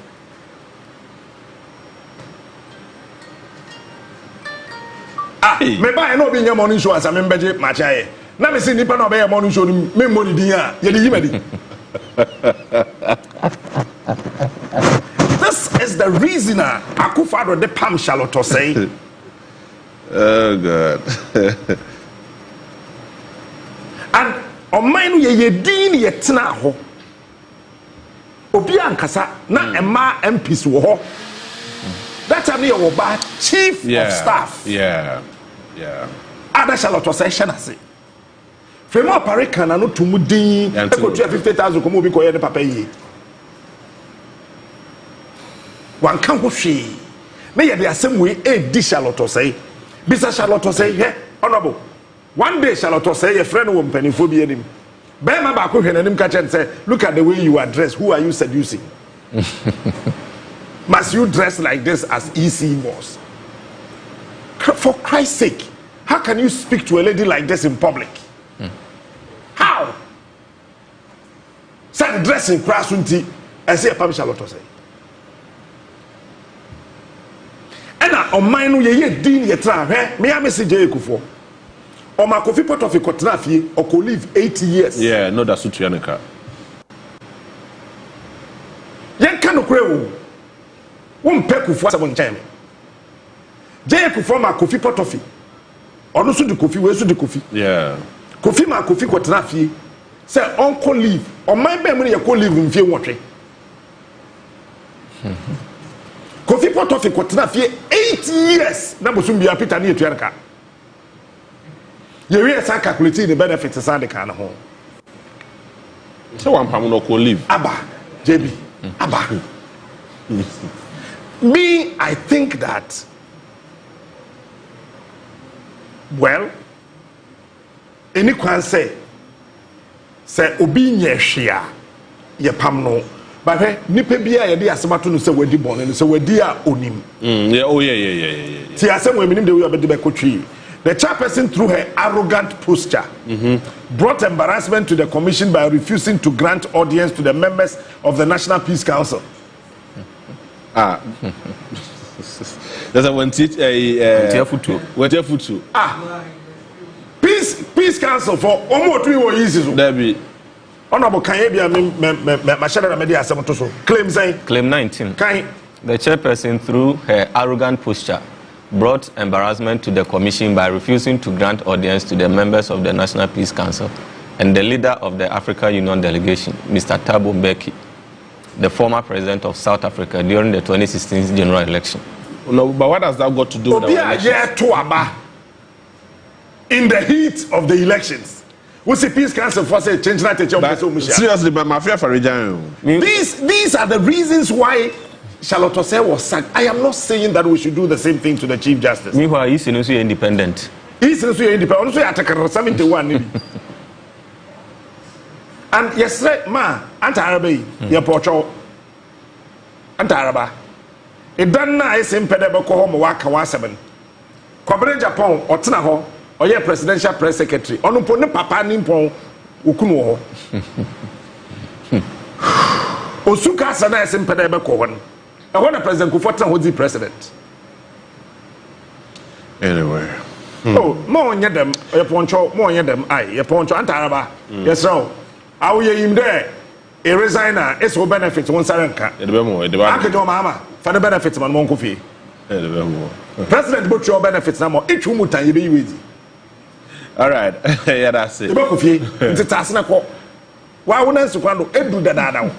Because stay, Nanadu initiated the process of your sack. Yeah, that's true.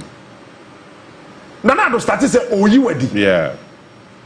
And then Crawford say, Nana, October, November, December, they are 7th year October, and she hold on. Santi say Kakufa do you ready? Grounds better than Nanado person do you ready? Say ya branch your kobodi di then ochri ya what boni di aba say branch no so jibum no so start say okotena TV ni radio so na dey wo dey aye ni nti ochro petition no ebi he enya pani bi ho asem no ye kana bonten o yeah sure ebi odi bibi ate na say ya wo boni di aso no do ebusuefo no wa trust asem bi say ye mfa nyi wadi na say ono so kotena TV so okotena radio so say Chief Justice abomi di ntimi so be kire nsem na branch ko ka se mi won pese obi abete wa bonte a ma antaraba na ye nen. All right. Chief, my main call finally, Honorable. Main call constituency. The last time we raised an issue on the floor of Parliament concerning illegal miners and they quite fast bubo mutu on honomo. How far with that story? After making that statement on the floor of Parliament, Speaker, Director, Interior Minister, on updated the House together with the IGP. Okay. And he said, investigation also.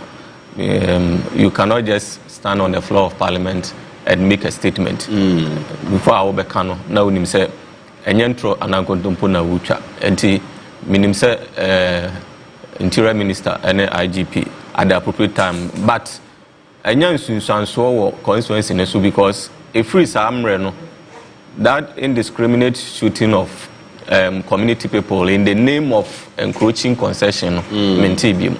I see. Yeah, maintained. And Newmont, in our last engagement on forum, forum, the highest decision-making body for Newmont Ghana Gold. Okay. And I'm a member of forum. They are beginning processes to start a community mining. Concession ni bi omone aban no tenase na omohwe no omuyi de ma mabunu no eyemu adwuma. And ye ni edaso but waba me constituency no my main finally on that. In fact, my constituency and I have a region, to be specific, over the last 3 weeks, the rate at which Kania Dundumu Hono any baby our Ghana ha any baby our Ghana ha. In fact, last weekend Nami constituency before I remember her no me call Sunyane, the area engineer for Ahafo Bono and Bono East regions, specifically on Ahafo electricity challenge. Or assure you say they are resolving it, but the intel I'm picking and we free NPP need power say this is the first time NDC AJ seat was certified for her. That is from 2024 years in. They will make sure we don't get a second term. It is a statement made by an NPP person. I see. And may send a warning. Minister, regional minister, so called VRA, your substation, and I say power distribution substation, regional minister call on the same issue. Okay. And may 5 days so no sound the warning. Ama VRA officials or more have for region, especially as certificate of district. Say politics normally to our munyai. All right. No more several constituency no. Very well.